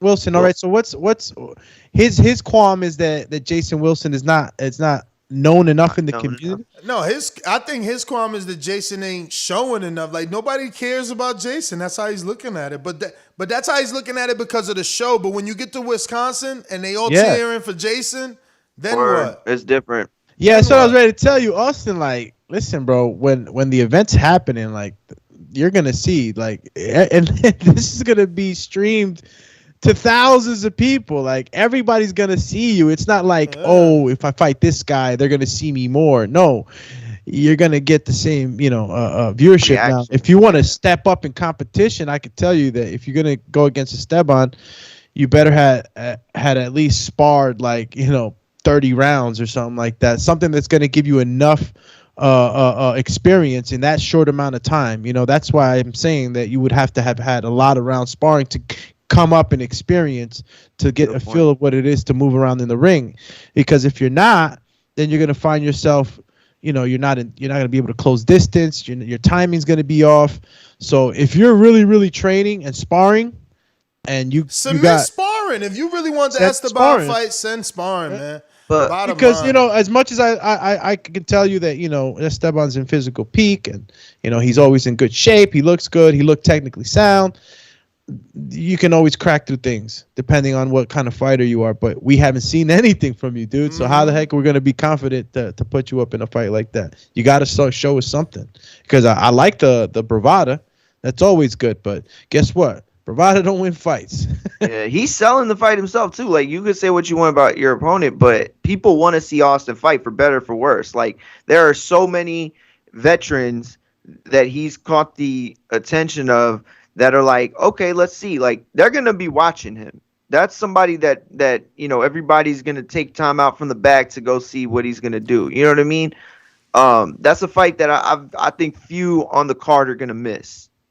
I got to see how defensively sound you are, man. Send us in sparring footage. You guys don't get it, man. Me and Ness been out here roasting y'all already a bunch of times for not putting in footage, because this is what makes the matchmaking a lot better for us. I'm not saying easier, but we can match guys better, according to what we're seeing. So if you ain't showing us something, that's no bueno, man. Again, send in your footage and stop playing games.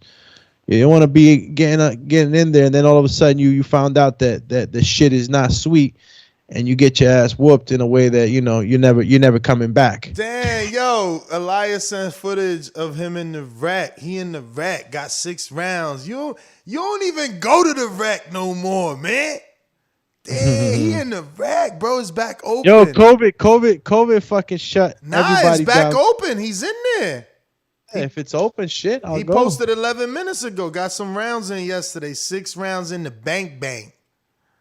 He got footage? He got sparring footage there? Right, it's on his IG. I'm gonna have to screen share you. Why you trying to call a man a liar, yo? Oh, I didn't say that. I said, where is it? He didn't say that at all. Right. I said it's right there. He got footage. What else he got? Of course he got footage. It's right here. Where's the footage at? Oh man, you call him footage. Elias, right on the IG. Man. Yeah. He got 2. Whoa. Did Blog Talk reset? Where did everybody go? I don't know, man. They be dropping like flies. Yeah, why he ain't do the panorama? I know he got it all. Got me watching shit sideways. Got me all crazy, man. I gotta turn my head. Ooh, he going to work though. Body shot, right hand. Let's go, champ. That's what's up. He working. They got a big beard right there. Working. He is somebody with a right. Oosh. Like that. Toma. And the dude got the new Pacquiao. Oh, the dude using a chin strap too. Wow. Are you sharing it, Ness? Yeah. He Still using the ain't popped up for me. He said he using the chinny. He got the full Muay Thai headgear on. Oh yeah, nah, cuz working him. You see that double left hook? Oof. Cuz worked him, went back to the corner like he ain't even breathing hard. And this is what I'm saying to Austin, slow down. Cause look, Elias thought the same thing. He wanted to be, I'm big and bad. He jumped in there with Mitty at 0-0 and got a loss. Now he's 0-1. You know what I mean? Slow down. Now Elias getting in there with the dude Esteban beat. And then maybe you get the win versus Jason. Then you and Elias, or you and Esteban, then Elias and someone. And there's a title shot somewhere down the line. Like, no need to rush it, man. You got to build it, man. You gotta let me be a promoter, man. Let me be great, man. Let me do what I'm doing, man. Yo, I'm really liking what I'm seeing from the cuz. Oh yeah. Shout out to the cuz, man. I'm about to go visit the fucking you rec ducking now. him, man. Yo, he got all blue too. You ducking him. You don't want to do no work with the cuz, man. He hasn't reached out to me. Nah, you always want somebody to reach out to you, man. What's wrong with you reaching out? If you want me to work with you, what's wrong with you reaching out? Like, yo, cuz, I see you looking Cuz sharp. got his team. Cuz got I see you looking sharp, yo. What up, cuz? I'm coming through the gym. Get some work. Let me do some pad work with you. Let me get some rounds with you. Cuz got a team, man. Look at him. Yo, these egos men have. I swear, man. I don't even know what you're talking about. So I said text cuz and say, you want I'm going to hit him up on the IG just to tell him I like what I'm seeing. I'm saying, though, like I told you before. You're ready to do some pad work. Hey, listen, he wants the pad where he can get it all. Look at him, Mario. You see him? He refused to say that. What a loser. K-Boxing in DC. What up? Hey, what's going on? What's going on, brother? Nuss, how you guys? All right, man, I've been waiting for this opportunity. I finally got a day off from work today. And Ness, once again, you're going to say I'm crazy, and again, you're going to say I'm the conspiracy theorist. But I'm going to try to lay this down as quickly as I can before I get cut off. Ness, I said it once and I said it before. You guys don't realize, Errol Spence is my favorite fighter. I've told y'all that time and time again. If it ain't lines only and Regis program, I don't even want to hear about it. I'm telling you right now, Errol Spence, you guys, I don't care about all these reports about doctors. I don't care about none of that shit, okay? I'm telling you right now, the WBA got a lot of bullshit with them. They always have, just like the WBC. The IBF and WBO even starting to look more legitimate than they are over the past few years or so because of all the bullshit they went in with the belts and now they call themselves trying to clean it up. Let me tell you something, man. Earl Spence is not going to be denied. He's not going to be bullshitted by nobody. And once again, my opinion is, and I'm telling you now, he told everybody from day one, it's man down strap season. I don't care if you're a legend. Don't give a shit who you are. If you ain't got the belt that I'm after to present, to me, you can keep that bullshit over there. Okay? The reason why he was initially going after Ugas is because they told him that Ugas was elevated to the WBA champion. Then they turn around and tell him that, look, if you sign to fight Manny, we can make more money, blah, blah, blah, blah, blah. So we're going to reinstate Manny. Then all of a sudden, some weeks before the fight, they want to come up with that bullshit. The WBA decides not to reinstate Manny so they can try to lock him into another fucking fight with Ugas or whoever.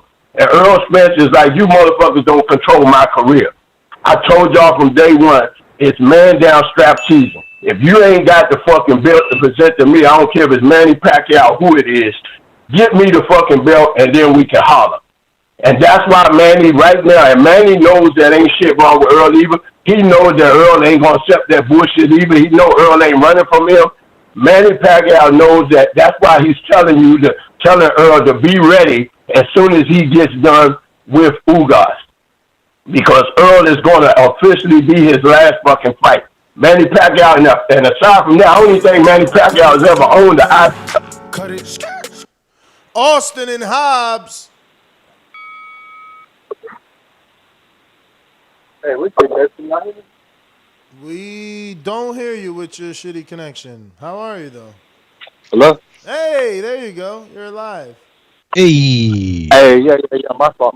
Yeah, man. I was gonna try to say that on last night's call, but then my son split his head open, bro. But yeah, man. What's up? But yeah, bro. I'm sorry to hear about your boy. Nah, he's alright, bro. He's tough, but nah, I think me and Esteban would be. I think it would be good, and then Jason could go with Corey's dude, so everybody got to fight. You know what I mean? I'm trying to help the card too, and these dudes that are trying to have fights. And Esteban don't want Lambert. Jason ain't gonna go with Corey because Jason or not and Corey, but the dude that Corey was gonna fight. Yeah, but that's what I'm saying. Jerome and Jason from the same place, so they not trying to fight each other. They're trying to fight Ya. I see.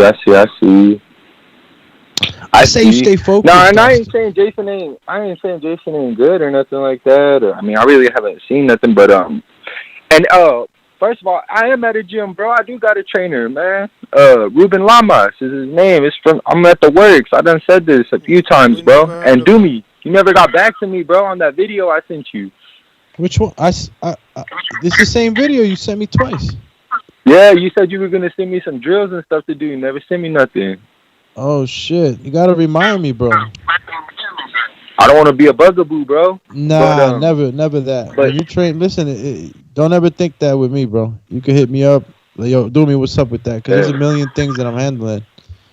Yeah. Hit me up. See, now you reminded me. Now it's fresh in my memory. Now I could just send you some drills. You know, I got them in my head. It's just.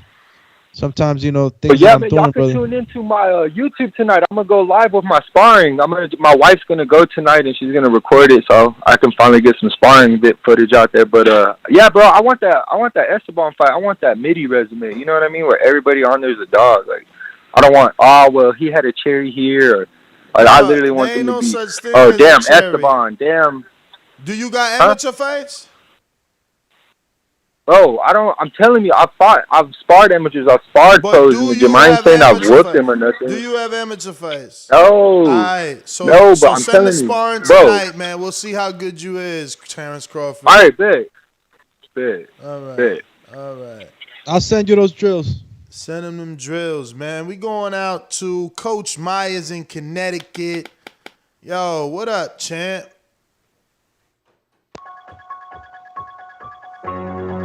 Coach Myers. Why do you always do gargoyle voices? It's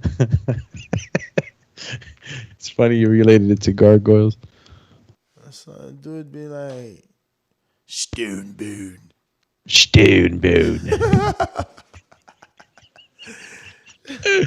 Oh man.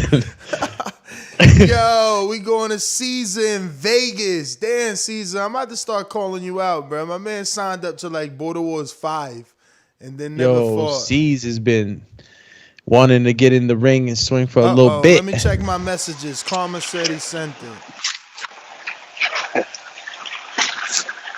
Hello? Caesar, what up, champ? Yo, can you guys hear me? Yeah, we hear you. Good. Yo, man. I mean, I understand you trying to call me out because, I understand. But for some reason, man, I don't know what it is. Something always comes up. It just sucks, man. Story of my life, bro. Besides, traveling is not really too easy for me right now because of the situation that I'm in. I recently just started looking for a house, so I just, we're looking for a house to move in. And, my kid's got a bunch of doctor's appointments and, it's just life, bro. But all right, I see you. Yo, Jess. Oh man. Everybody's a father. Everybody's looking for a house, bro. We gonna go through divorces. Come on. But I totally do understand. I really do. But remember that Marvin did it like while his girl was pregnant.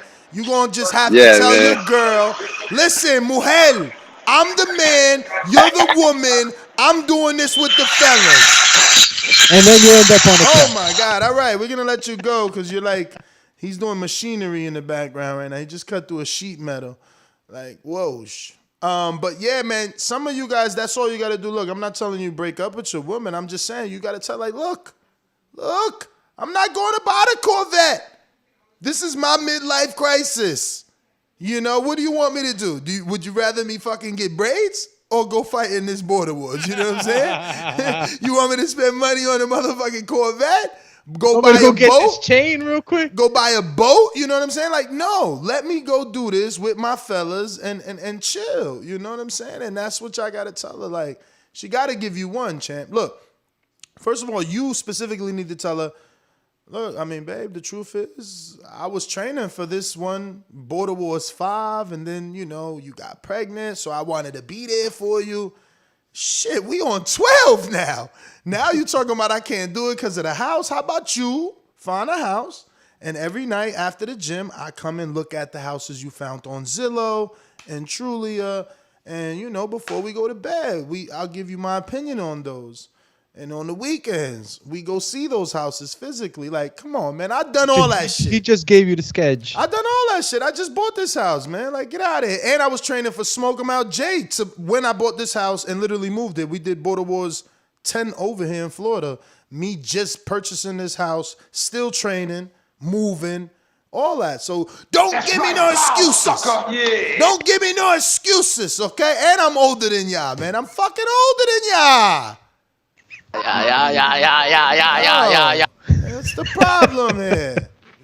Yo, and look, ever since I retired, man, I mean, honestly, I'm not patting myself. I'm just saying, Border Wars is better, man. I mean, you got now real belts. You know, you got all types of fucking medallions and shirts and hats and just amazing things. You know what I mean? More things have come.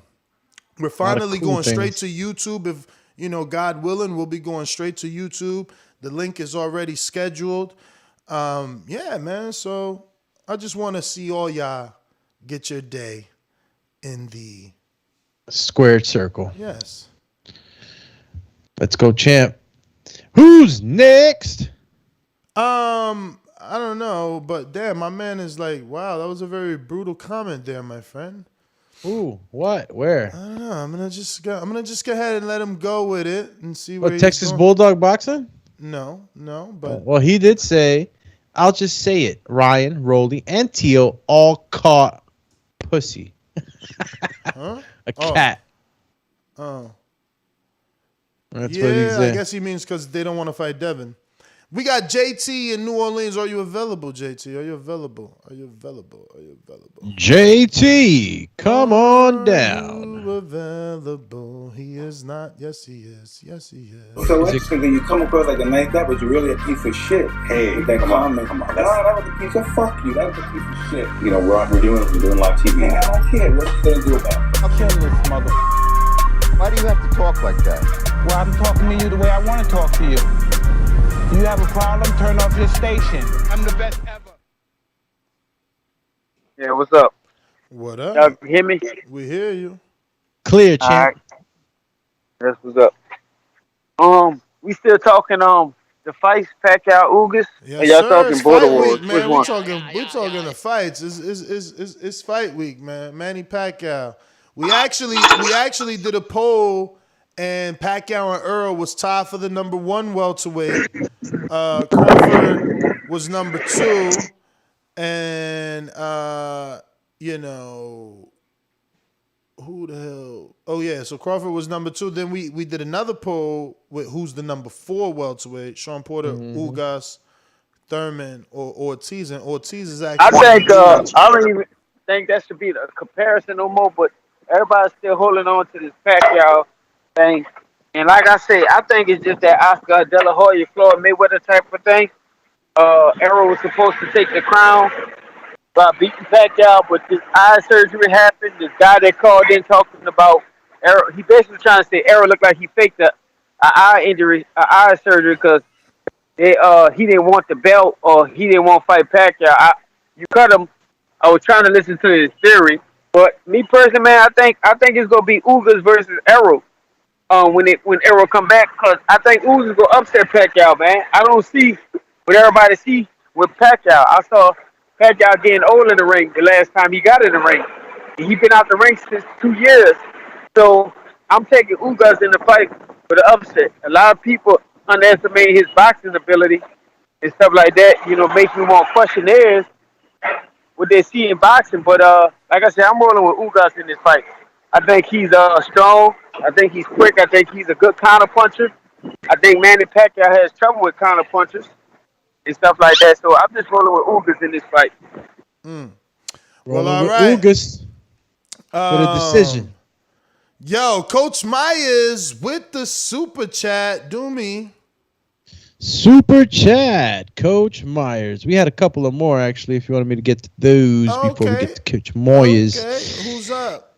It's, let's get Mr. J. Duke 40 first. He said, Mario did that. Yeah, I got that one. Yeah. All right, then Ken Stone says, Pac Iron Josh Taylor.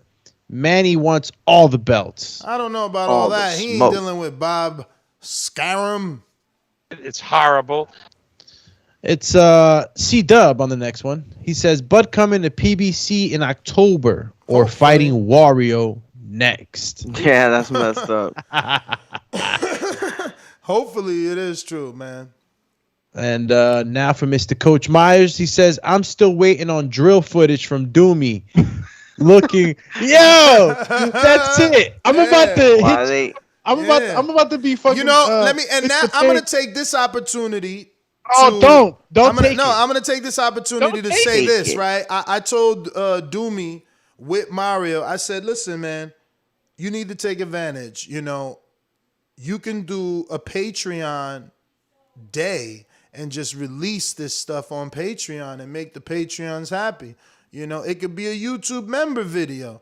But no, instead of someone saying, hey, send me some drill. No, this week. We just did a drill footage this week. Actually, I did a how to hit the bag today. That would be dope. For this week's episode. Yeah, all those ideas are on the table. It's the time. Ideas. Ness thinks that these ideas are not out there. They're out there. It's the time. No, yeah. The fact that Doomy refuses to implement things. I'm gonna. Look. What all time right, let's did say I it wake on up air today? then. I'm gonna. What time did you wake up today? I'm gonna do a tutorage. Ignored me. Huh? Tutorage. What time? I mean, look. Like a live one. It's called tutorial, by the way. It's called tutorial. And what did we call it? Tutorage? He said tutorage. Damn, we butchered that, champ. Mario used to be a tutor, and this guy tried to turn it into a tutorial. They just added the words together. Yeah, I'm gonna hit the drills. You're gonna do it. You say you're gonna record it, or you're gonna do it live? Look how interested I gotta get back is to the gym now that the rec's open. It's pretty cool because that's the closest. Look to how me, interested Mario is, though. Look how interested. You could start. I was thinking because you could do like a paywall for live one, right? Like people that join in. You know what I'm saying? It's no, because he could do lives on membership and uploads on Patreon. Oh yeah, I got you. Even right now, he said, I don't have no equipment. No, you could go downstairs, record yourself, and show them how to warm up. Some people don't even know how to wrap their hands. Oh, you know what I got? Oh, go ahead. Never mind. I'll tell you after. I'll tell you after. You refuse. You know what? I'm curious at what people would think. I brought this up to Ness. What? We don't have to talk about it now, but just putting it out there. I brought it up to Ness and Doomy in Atlanta.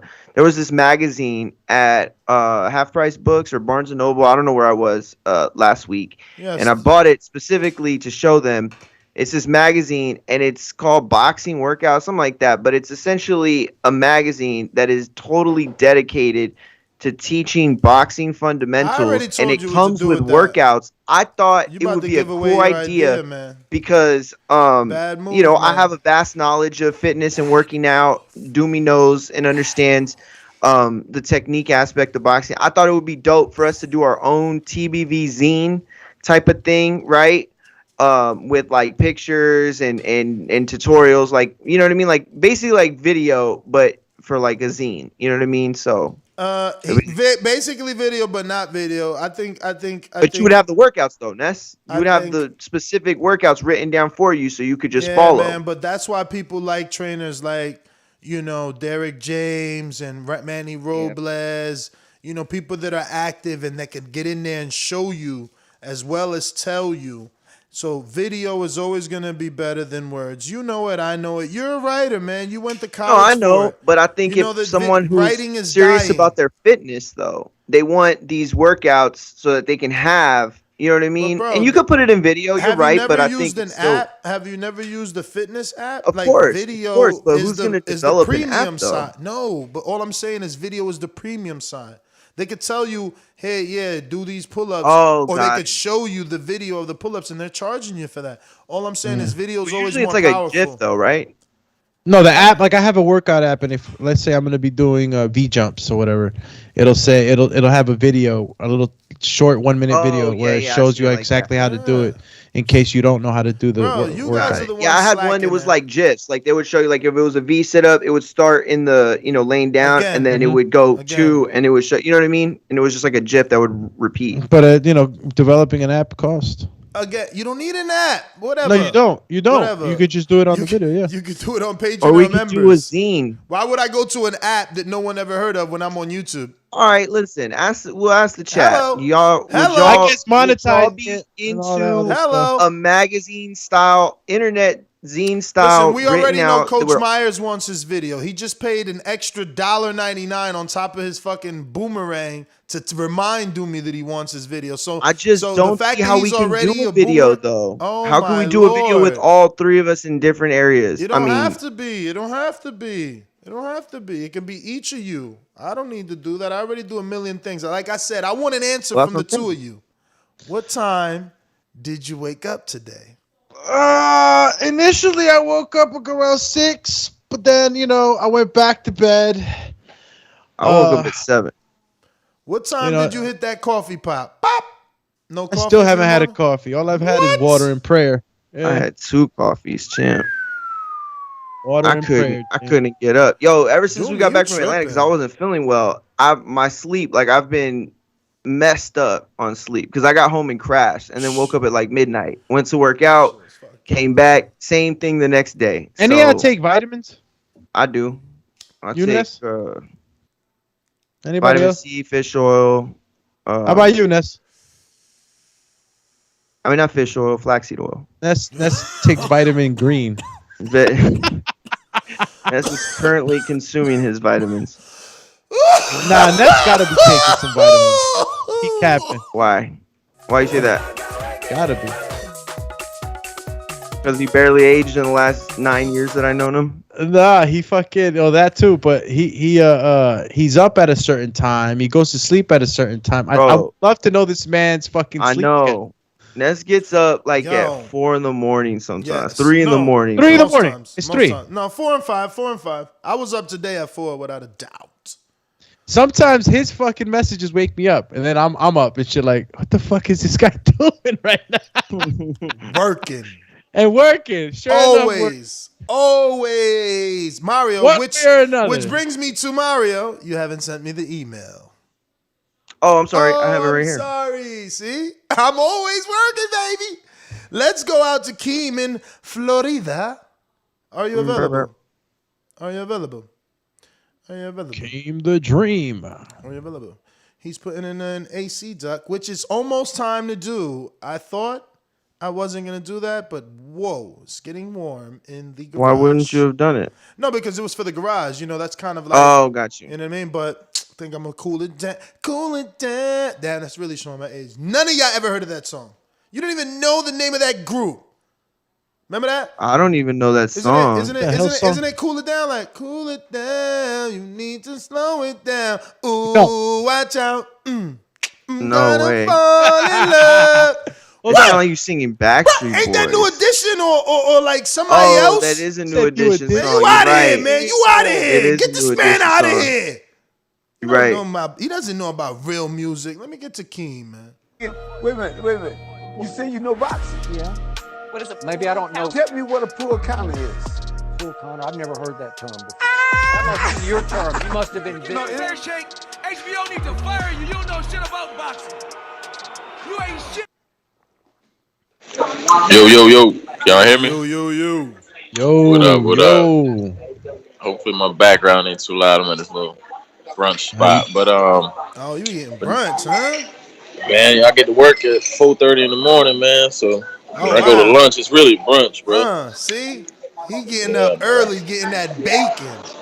You already, man. Listen, man, I'm tired of hearing these dudes crying and complaining too, man, about this border. Man, I got 4 kids, man. All 4 of my kids is in sports, man. All 4. I got my 3-year-old doing jiu-jitsu 3-4 times a week, man. And I still find time to train. I still find time to be a husband to my wife. You know what I'm saying? Like, dudes be, not saying it's the easiest thing, but it can be done, man. These dudes, last night hearing dudes trying about football and this, man. Come on, man. Like, my son play high-level AAU basketball. I'm everywhere. And as you know, you call me on a random Saturday, I'm at a tournament playing a team from way down where you at. Like, I don't be wanting to hear that, man. But yeah, anyways, man, good show this morning. Pacquiao, Ugas, I'm excited. Should be a good fight. Kind of starting to lead towards Ugas, man. I started watching some of these old Ugas fights, that Sean Porter fight, that Ray Robinson fight. Ugas is a problem, man. He's really good, man. He doesn't get enough credit. I don't know why we just kind of pass him off to the wayside. He's a really good fighter. So I think Pacquiao's, he's gonna have some troubles, and we should be in for a good fight this weekend, man. But that's all I got, man. Appreciate y'all. All right, shout out to you, Keem. Let's go, Ness, ignore the email I just sent you. I'm sending you another one. No problem, champ. My Jimbe, that message was for you. How are you, man? You available? Yo, my Jimmy, let me check something. Did you have an intro here? I feel like. I think he did, champion. No, right? Like, it always would be with an M. Mayimbe! I don't know. You're going to have to remind me. My Jimmy, did you ever have an intro? I feel like you should have one. I feel like he's not coming on. I feel like the crickets are coming. He must be busy. I got to send my email drill, too. Yeah, you've been Owen. Why don't you just send it to Patreon and members only, man? All right. I'm going to go downstairs. Yo, speaking of, Shadeja hit me up yesterday like, yo, Alex ain't even hit me. I thought you was going to get with Shadeja Green. I didn't hit her. We just came back from an event. Sorry, dude. Did we get the Hawk in Maryland? We did speak to Hawk, but did we is get he coming back around? Did we get to our good friend in Brooklyn? When you see a old dirty bastard in a position like that, then you know that I'm getting ready to bust your.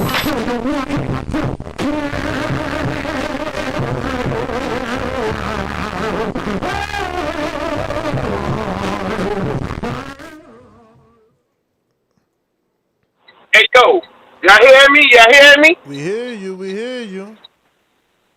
Hey, listen, man. First of all, Ness, I want to give a big thank you and shout out to BPE in Atlanta last Saturday. That wasn't BPE. That wasn't BPE. That was Cortez Brothers, Bay Promotions, in associations with TBV. Okay, give a shout out to you, everybody. You, Doomy, Mario. The show was great, man. We was going crazy on the back chat, the live chat, man. Let me tell y'all something. Right now, I don't know where the hell I'm at. I think I'm in a container ship. Like, y'all know the end of Escape Room when they got the dude locked up in a container ship in the middle Pacific Ocean. I think I'm in one of them joints, y'all. I think I'm going to Manila or the Philippines. I can't get no Skype. I can't even get a call right there. You know what I mean? But listen, let's get to this fight, man. I'm gonna say it like this, the best, y'all. Everybody in the Kingborn Quadrant, Delta Force Army, piece of the live chat, piece of TBV universe. Let's go. First of all, I'm gonna keep it real. This fight on Saturday is like, it's like Tito and the Jacksons. You heard? It's like Master Killer and Wu-Tang. It's like Tony Yayo and G Unit, Olivia and G Unit. Nobody don't really care because we didn't get what we wanted, y'all. You know what I'm saying? We didn't get what we want, man. And it's like, okay, put it this way: you put ketchup on a hamburger. It look good, it tastes good, but it's basic. The fight is basic. And let's keep it real. If let's say Manny knock out Ugas, right? Y'all gonna be like, I could have had a V8. But if Ugas destroy Manny, everybody gonna be like, ooh, you heard? And listen, y'all. Y'all know what this fight about. It should have been the first fight. We don't know what's going on with Errol the Cyclops man right now. The 1-9 man. Hopefully come back. And next, I'm going to tell you right now, I hope you do your Thursday show, because I'm going to get on my British broadcast and shit breaking down the fight, man. But like I said, right now, I'm in the skate room. I'm in the truck. Don't know the fuck I'm at. No Skype. No whatever. But like I said, love y'all. And this how the fight gonna go. And this, you doing a live chat. You can't diss us on Saturday, man. You didn't do a live chat in a long time. I'm coming at you. And let me tell y'all something about border war. For what fight? Nah, man, you gotta do a live chat for Manny, man. Come on, and Ugas, man. Come on, give the people what they want, Ness. Don't diss us. And yo, let me tell you about border war. Fuck a movie. That shit in Watertown is gonna be like a James Cameron. Yo, what was that movie? Them dudes running around with the blue fur and shit, and the dude had the shit. It's gonna be iller than the Matrix, y'all. The fights is gonna be crazy. Everybody hyped up. I'm gonna be there, so you know it's gonna be crazy. Like I said, Nesh, man, y'all did y'all thing in Atlanta. We was all hyped. Shout out to James Payne Lethal. You know what I mean? TriStar Boxing, and we gonna get it going on. So next, tonight, I'm getting on. I'm giving y'all the British broadcasting breakdown of how I look at the fight, 3-minute time. And next, you can't diss us, man. You gotta get it on. You gotta give us a live chat, man. We gonna have it popping back here. You know. Peace, y'all. Peace, peace, peace. Need that fight. That fight chat, champion. Manny versus Ugas. The people have spoken. King born. From Brooklyn. So what up, champ? Who's next? King está siguiente en el show. I sent it, Ness. Well, okay, you guys are sending stuff.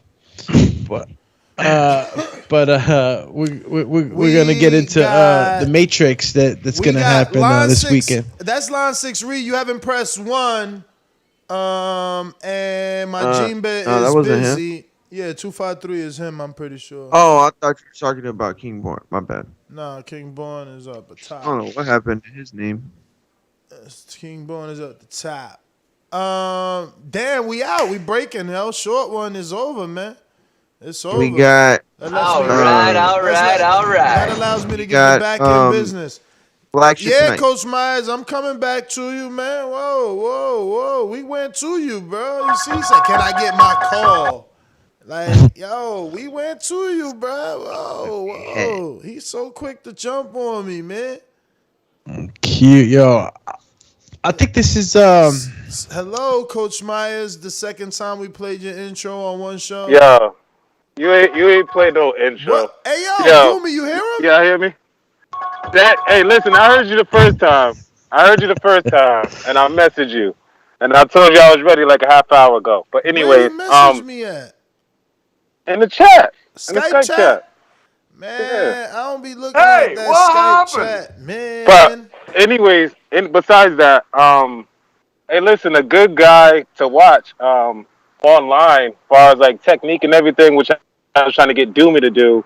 His name is Cuban Boxing Coach. You seen that? I tagged you in it. Fan. We ain't recommending nobody named Cuban Boxing Coach, man. You never heard of that, dude. Oh, you crazy if you don't know him. Crazy. But anyways, I tagged Doomy in it. But besides that, who he train? He trained a lot of people. Who he train? Exactly. Yeah. I don't know who he trained. He's just a coach. Hey, look him up on IG before you say anything. Look him up on IG before you say anything, bro. I know the train. He got Anthony Joshua. He got a lot of people follow him. I get my tips from Keith Thurman trainer. Yo, what was his name again? I get my tips from it's called Cuban Boxing Coach. Trainer. I never heard of it. Hey, real quick. Hey, Ness. I was at the fight last week, and a guy named, you probably don't know him, his name is Enrique Colazo. He was a 2012 Puerto Rican Olympian. And his team was trying to reach out to as far as publicity and all that. So if you can link me to Brandon or whatnot to try to get him on the show, that'll be great. Yeah, tag me on his Instagram. No, I tagged you. Check your Instagram. I tagged you in Which it. one? You hit me on a personal? Tag it Yeah, to and that's GTO. I'm check. I'm checking it right now. I don't see you. You ain't do nothing new. When was this? Nah, that's GTO. I ain't tagging on it. Nah, I'm on it right I now. Nothing there.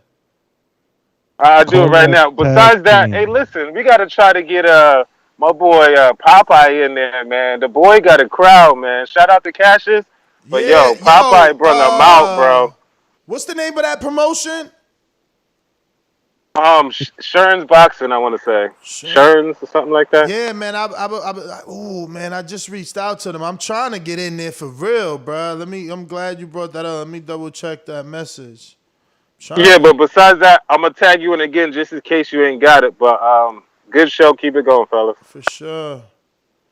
Yo, Casemiro's trash talking is starting I'm following to an get old Mrs. Popeye Nui account. mad. Man. Oh no, this say 15 hours ago. Yo, that's gonna be a firefight. That's so strange, yo. You seeing Tag this? me in Popeye's Instagram too, Coach Miles, because I don't know. Yo, Inui and Casemiro going at it, huh? Oh yeah, what they doing? Fake build up? Yo, Inui's not feeling Casemiro's Why is it fake build up? shit talking, you know what I mean? Because I know it pisses you off, Mario. That's why it's fake build up. Look what, It's let me so see. easy to get fucking like under your skin. Look at Inui. Inui said, "Why should I be a good girl? Is everyone's image of Inui a saint prince? Why do I have to keep silent? Because I was so enthusiastic that I was provoked radically and was pointed out in the live broadcast. There are people who say various things, but this is an individual remark with Casemiro. Just buy the quarrel that was sold.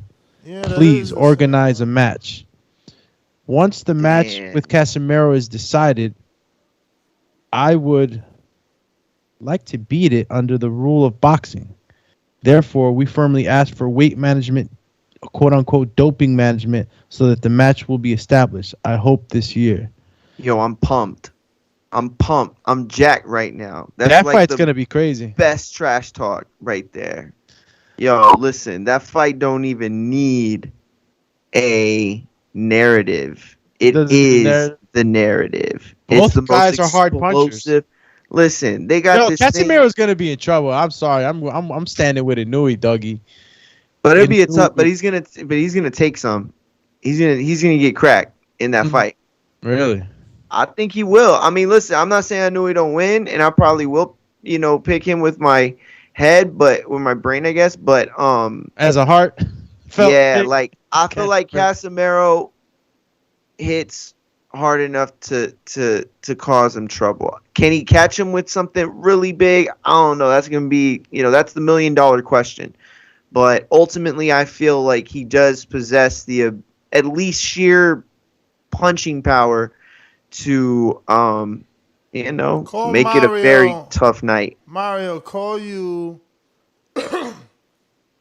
the best.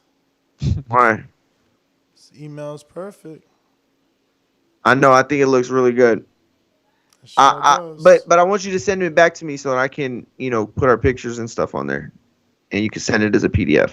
Oh, you mean the pictures at the bottom like you had done? But you already, that's what I keep telling you, you already did what I wanted you to do. I told you. No. I'm saying, you just do what you're doing, but just send me back the numbers whenever you get a chance. So I can just make it how I want to make it, like for future reference. I'll send you the numbers right now. Okay, cool. Oh, wait, you already gave me the numbers. I'm so sorry. I put them in there. You put them in there. That's what I'm saying. Yeah, I'm high as hell. So Don't if worry you about want it. me to, so you got to send it as a PDF back to me with the pictures. Okay, let me do that.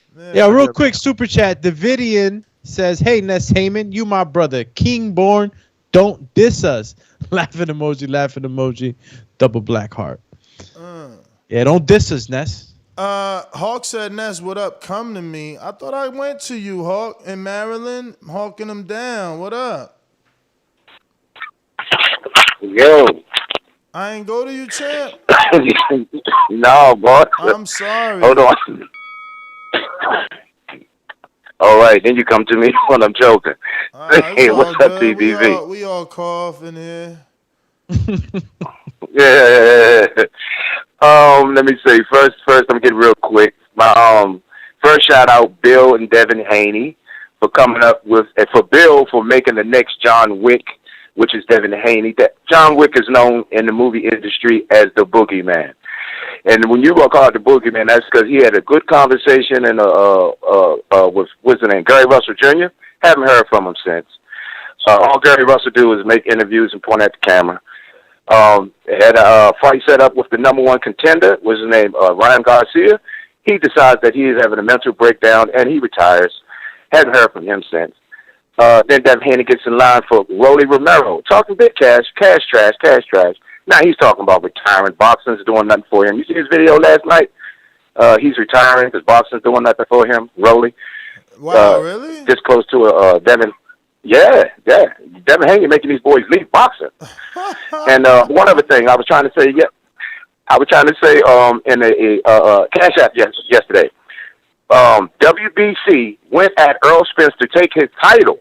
And he had to write them out a letter, and he had to give him all his doctor information. My problem with that is Errol Spence defended his title last year with because Danny Garcia. but the thing is, they have rules for that. They can make him champion in recess and have someone else fight for that belt. They want that money. Okay, understood. Tyson Fury, complexion for the protection, hasn't done nothing in 2 years. Tyson Fury, listen, nothing. If you listen to I'm listening. Tyson Fury doesn't. They have never threatened him at all. Tyson Fury doesn't have an injury. Errol Spence has a career-threatening injury. Errol Spence is the one that has to be cleared by the commission to fight, not Tyson. Don't follow the narratives, man. Don't follow the narratives, man. I'm just looking at it like this. It really is not Tyson, about Earl as much as it's about. How are we pointing the finger at Tyson, wanting him to get stripped when he couldn't fight because he's been in legalities with Deontay Wilder? How does that argument even make sense? You don't want him to get stripped. I don't want him to get. I don't want him to get stripped. That's not my point. My point is he don't even get no wording. But he don't gotta get any wording. Come on, let's get this fight going. He don't gotta get any wording. He's not the one holding up the fight. The fight was been held up because it was going to court. Because he was trying to get out the fight. That's what held up the fight. Well, right now he's not fighting, and I know it's about his family. Think about his family, but if you listen to the UK, I listen to a couple of channels in UK. Their thing is out there is that Tyson Fury's wife is right on the brink of divorcing him. She don't wear her ring no more, nothing. I understand his child is in the hospital, but right now he got real issues. And with his wife and everything, and that's holding up the fight. Lot of tabloid stuff you got going on. And let me see if I know this number by heart. Is this line 6 Reed? Yes, sir. How's it going, Ned? All right, I know that by heart. What's going on? Hey, man, not much. I just wanted to get on this thing with Rolly. So last night I was on Twitter and I saw a dude posted he was retiring or something like that. And anyway, man, the dude took a picture of him on the scale, and that dude was like 181 pounds. And I'm thinking, for as short as that cat is, that's a big bitch, man. Like, how the hell do these fighters sit there and let themselves go in between fights, man? These boys is sloppy, man. As far as people do saying he's retiring because of Haney, I mean, dude, Haney is nice, but people aren't retiring because of Floyd. People aren't retiring because of Booth. People aren't retiring because of Roy. So they need to stop saying that old nonsense, y'all. Just because Bill come on, that don't give these cats a reason to be sitting here Jones riding on Haney like that, dude. Haney's nice. Nobody's taking nothing from him, but y'all talking like the man is Booth. All right, that's my call. I'm out. All right. My Gene Bear trying you again. My Bear. Right. Come on down. Okay.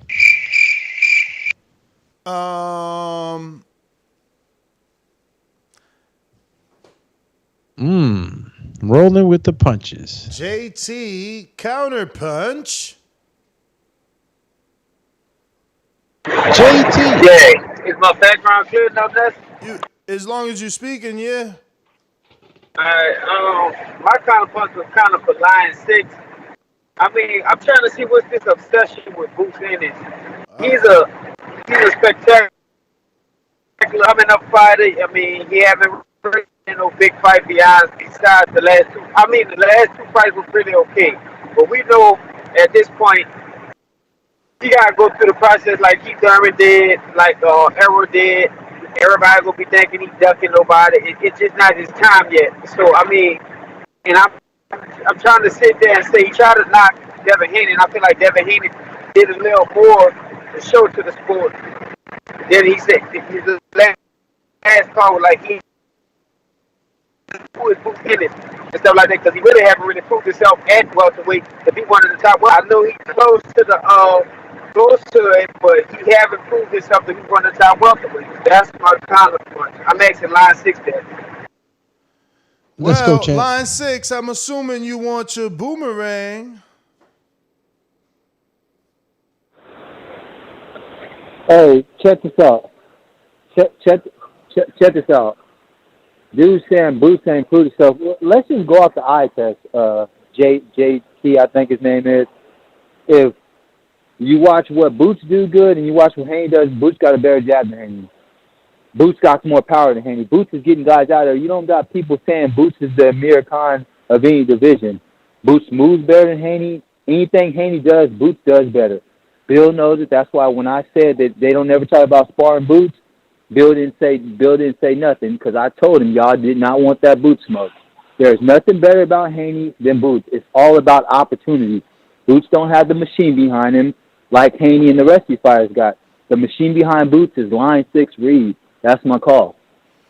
And we got Hawk in Maryland with a cash app that says, Devin Haney's the champ. Can't get a fight?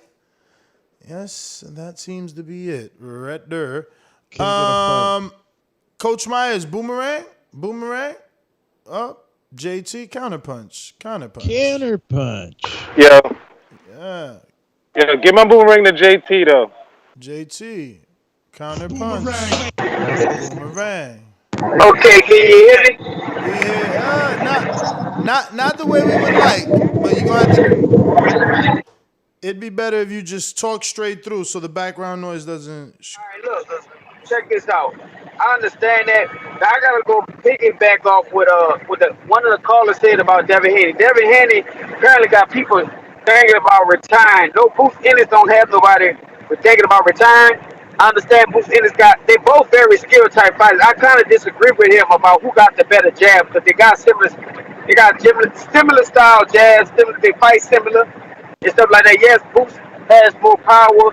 Yes, I asked Bill Haney, did they ever put out Boots Ennis and stuff like that. I think he told me no or something like that because I was on the call with him one time. But that's an exciting fight in the near future when Devin Haney move up to that weight class or if he catches Boots before Boots move up. But all I'm just saying is don't shit on a Devin Haney because Devin Haney is a champ. Boots Ennis is not no champ. If you want to compare the skills, they both similar style type of fighters. They're very slick. I mean, Boots could switch. I don't think Devin can switch, but Devin Haney gives everybody a boxing lesson when he gets in the ring. Lack of his power, which I agree with you on that, but the boxing style, that's what he does have. And that's why people avoid him with his pillow punching power. So we got to... Cut it. So that was Coach Myers' boomerang, my friend. So I don't know if you want to wait to use your counterpunch or not use it at all since you haven't sent the money just yet. It don't matter. Okay. Go ahead then. You want to let it run through? Yeah, let me finish running through. Let me finish running through it. All I'm just saying is, it sounds like he's trying to say who is Devin Haney, but really Devin Haney accomplished more than Boots Ennis accomplished. Now, even though I know Boots Ennis got to go through that process of waiting your turn, basically, because he's not going to get those fights that we want him to get right now. Errol went through it, Keith Thurman went through it. So all I'm just saying is don't shit on the Devin Haney and lack his skill power to up big and be a fanboy towards your fighter, Boots Ennis. That's my call. All right. That is not everyone because line 6 is with a counter punch. Yeah. Hey, now, something just go ahead and tell you, man, I love this shit right here, guys. I mean, I'm trying to tell you, this is beautiful. Now, I am not shitting on Devin Haney, my man. I get what you're saying. I said Haney got some beautiful skills. I like what Haney do out there. Only thing I said was he's just not Boots. There's nothing wrong with that. You keep saying he ain't accomplished what Haney accomplished. The last time I checked, they out there calling Haney an email champion. Do you know for a fact if Haney could beat Tio? Do you know for a fact if Haney could beat Tank? Do you know for a fact if Haney could beat Ryan? Because I know for a fact that Boots could beat Crawford. I know for a fact that Boots could beat Spence. I know for a fact that Boots could beat Ugas, Pacquiao. Like, I'm telling you, that boy is that dude. Once again, I am not knocking Haney. I think Haney is a wonderful fighter. I mean, I don't think he's got more skills than Shakur if we're being honest with each other. So that's my call. Thank you. And if you want to keep going back and forth, we just make Ness's pockets richer and richer. I mean, you go $5, I go $5. I'll spend it all on Boots. Let's make it happen. Let's go. Big bank, take little bank. That's my call. Well, he already counterpunched, Boots champ. Promotions, champ. He already counterpunched JT right back at you. All right, line 6, your comparison. You said you got, don't cut me, don't cut me, Ness, because I'll go back with another one. You said you got, you know for a fact that Boots beats Terrence Crawford, Errol Spence, Ugas all the time welterweights, but he haven't fought them. But you just said there and contradict yourself when you just said, you know for a fact that Devin is so great. I mean, I'm saying this wrong. You saying Devin can't beat Teofimo Lopez, but all these names. Look, this is the level as it is. Ennis is trying to get up to the level to fight where Devin is calling Teofimo Lopez. They had talks for fights.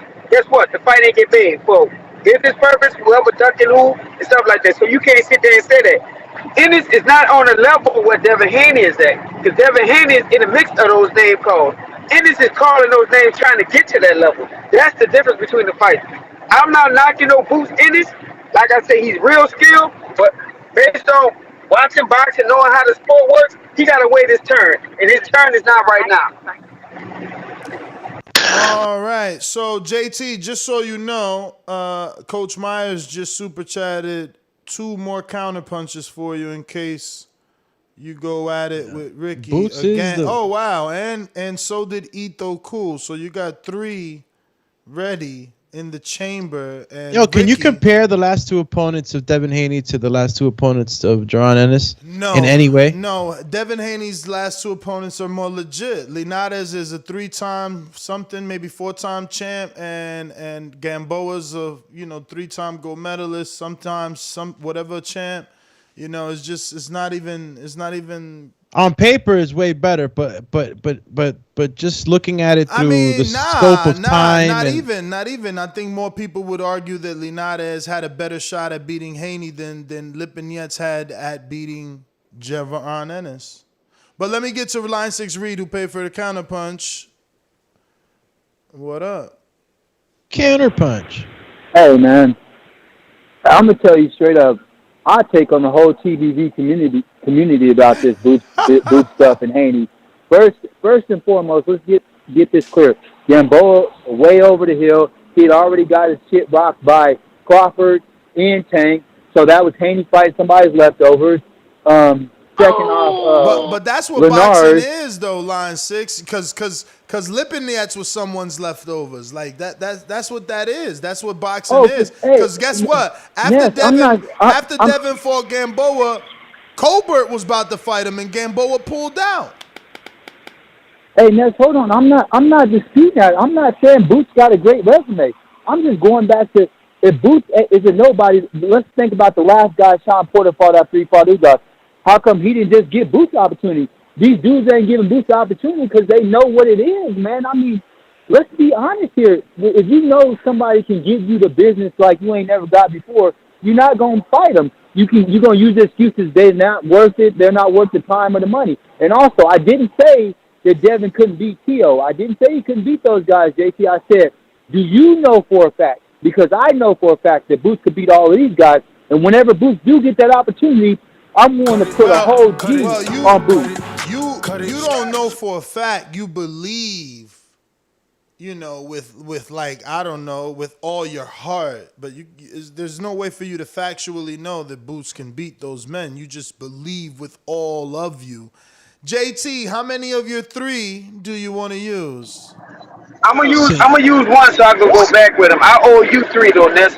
I owe you 3. So look, all right. He's saying he know for a fact. If you know for a fact, I mean, you must know like they must have sparred each other. He must have touched them up. That's the only way you could sit there and really sit there and say that and stuff like that. What I'm trying to tell you is, I'm not shitting on Boots Ennis, but like it's just the process, man. Before Boots Ennis, there was Errol Spence. Before Errol Spence, there was a Keith Thurman. They went all through that same process that Boots Ennis going through right now. Yes, he got all the talent and stuff like that, but we don't know in a big fight is he going to win those fights. And for you to sit there and say that, you know for a fact he beat Errol, I mean, like, it's like you got to have some hard blueprint to show that. Like, they got to have sparring. He must have lost them in the amateurs, which I highly doubt any of that happened and stuff like that. So it's not proof. But what I'm trying to tell you is Devin Haney is in the talks with the Teofimo Lopez. Now, if you want to do a comparison, let's compare Devin Haney fighting Lipinets. Because they'd be similar fighters and stuff like that. But based on it, they both real talented, up-and-coming fighters. I think Devin Haney was moved up a little faster than I would say. I like how Boost is moving because he got over 20. Cut it. Yo, what the hell did Mario cut out? Mario got Shinobi and shit out of the forging. I'm like, when the hell did he go? You got Shinobi. I mean, look, but you can arguably say, listen, line 6. I'm with you, line 6, because I'm Jaron Ennis all the way, right? Errol Spence has 27 fights, 21 KOs. Obviously, his opposition has been better, but he hasn't knocked out the top opposition. So if we were to compare it to Jaron Ennis, Ennis has done 27 fights, 25 KOs, and still hasn't reached that upper echelon of competition where you would fight the Danny Garcias, the Sean Porters, and the top guys. But, you know, his trajectory looks a little bit comparable to Errol Spence Jr.'s, except those top flight opponents that he's had, obviously, that's given him the championships. So, JT, you actually still got 3 because Ito Cool sent one as a super chat. Cool. As a super chat and as a cash app. So that's 2 plus Coach Myers is 2. You use 1. 3 remaining, and Hawk sends a cash app saying, "Great show, TBV, for comparing 2 very good fighters. Great show, TBV." And Malcolm, who I believe is probably Supreme Tax, I'm not sure. Sorry if I'm wrong. Who sends $5 cash app for a counterpunch for you, line 6 read. He says He says a counterpunch for the guy arguing for Boots. Hey, I really appreciate the counterpunch. I was just getting ready to cash out again. Hey, the last thing JT said, I didn't have a problem with. Hey, we're gonna agree to disagree as far as what you said, Ness. As far as I can't really say for sure. I know. You're right. That's my personal opinion based off what I've seen from Boots and what I've seen from, Spence and the other guys, what they did against lesser quality opponents. Everybody's got to start somewhere, and I'm telling you and I'm telling everybody else, when Boots get to that level, y'all all going to know that Boots is that dude. Like Mike Tyson said, Boots is Jack Dempsey. He's Sonny Liston. He's from their class. All right, that's my call. You guys have a good day. All right. Let's go, champ. JT on the return or someone else? I don't know that he's ready to use it, but Yeah, I could go next. Let me go right quick. All right. All right, look. We arguing. We really debate. It's not no argument because I think Boots Ennis has all the potential and the skill levels to give Crawford and Errol Spence a tough fight. I just don't know at this point can he beat those guys because it's not proven and stuff like that. Yes, I see some of the things that Ennis do better than Errol. Yes, I see some of the things that he do better than Bud. But the thing about it is he ready for that type of fight? Is his mind ready for that type of fight? We don't know that. So all we can do is let him keep stepping up in competition and stuff like that, fighting the guys that they go throughout. That then all of a sudden he finally they finally open the gate for him to let him get in. But he won't get those fighters. He'll get a Sean Porter or somebody else, somebody like that. We already know how that process works. They're not gonna just throw the big guys at him like that. But all my thing was you try to downplay on Devin Haney and try to pick up Boots. They both talented fighters, and it's very similarities. And I think in a few years that will be a big fight out of them two. If Devin Haney catches up with Boot in size, because Devin Haney is not that shorter than him, but he fights at a smaller size than Boot. So eventually that could be a big mega fight, and that's gonna be the new Errol Spence, Bud Crawford type of fight in a few years to come. I mean, that's all I got. I mean, basically saying the same thing. That's all I got to do. Real quick though, Sergey Lipinets, was he somebody that you considered at all? Somebody that could be comparable to the guys that Devin Haney has fought? I mean, did you really think that Sergey Lipinets was going to give him a hard fight when this fight was getting put together? You asking me, do me? Yeah. Oh no, this is what I thought. I knew Boots was gonna beat him, but look, this was my question. All right, like any fighter, can he handle Lipinets' power? Because you can have all the skills all you want, but if you can't handle the power, that shit go out the fucking window, all them skills. I mean, I know for a fact. I mean, I've been in the gym, been in the ring, and I see that all the time. When a dude can't handle a dude power, them skills, you're not thinking the same way. You're not moving the same way. But of course, I thought he could beat him. As long as he passed that test with the power, I feel like he could beat him. All right. Want to know what your mindset was. James Ortiz says, when we gonna start this Patreon debate segment? I actually had got the rules from Supermax. It's just a matter of getting it started, man. Getting it started with figuring out a way how to figure out who is the first debate that's gonna happen. And topic.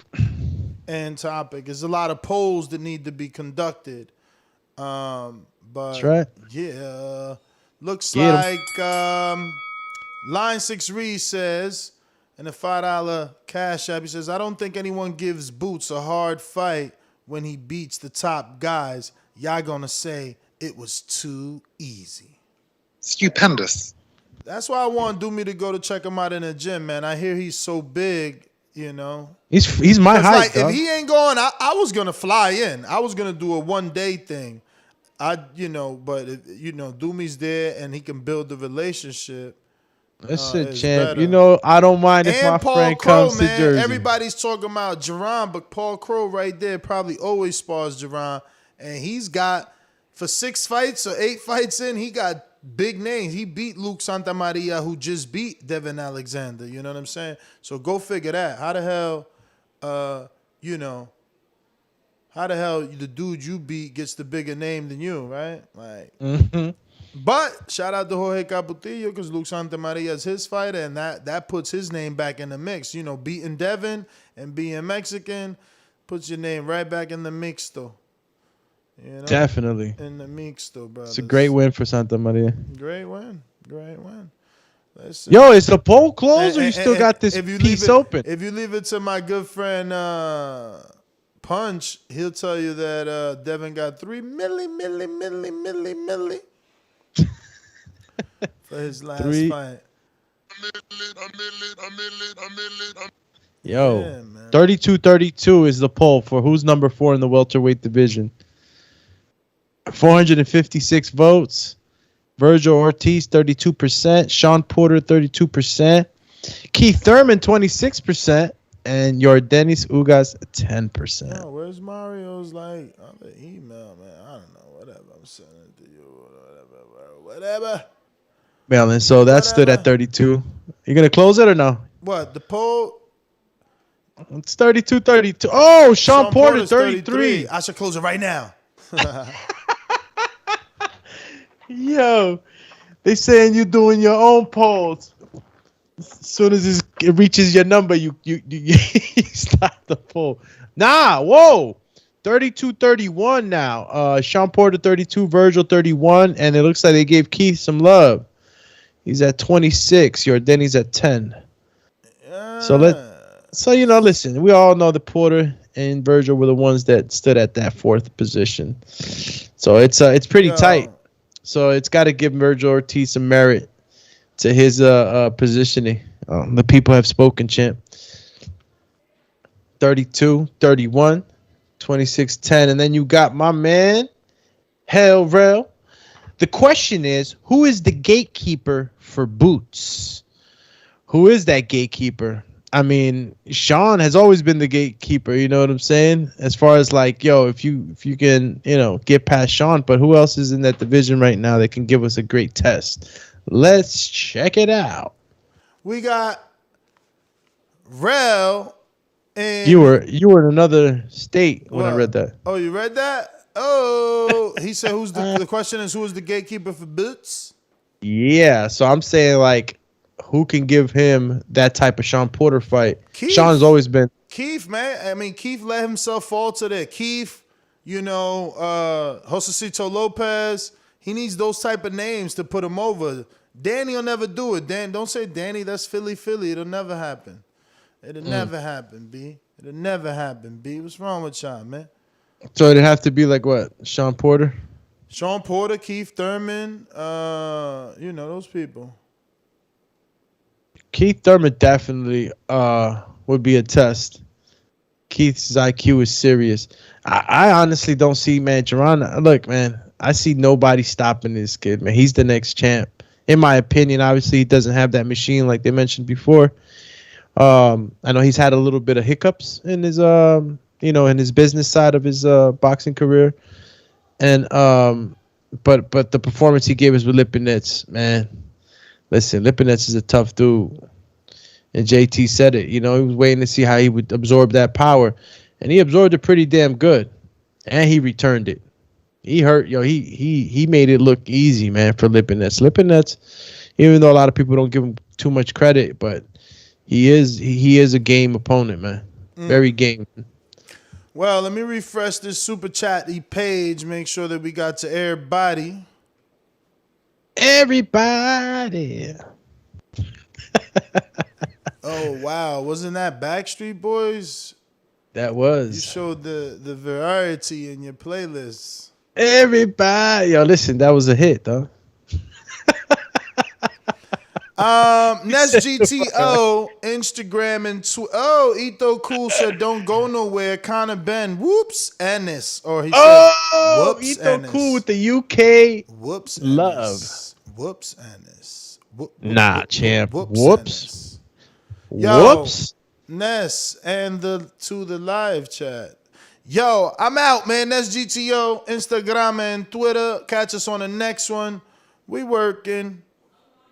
This is the Boxing Voice. If you just tuned in and like what you were listening to, make sure you hit the subscribe button and the notification bell so that you know when we're going live. We will be going live tonight, flagship show. Yes. And if you're interested in those memberships, click the link in the description of the video and head on over to our 3 tiers where you can choose, see what's best for you. You can choose to see Doomy doing his tutorials coming to you next week. First episode drops.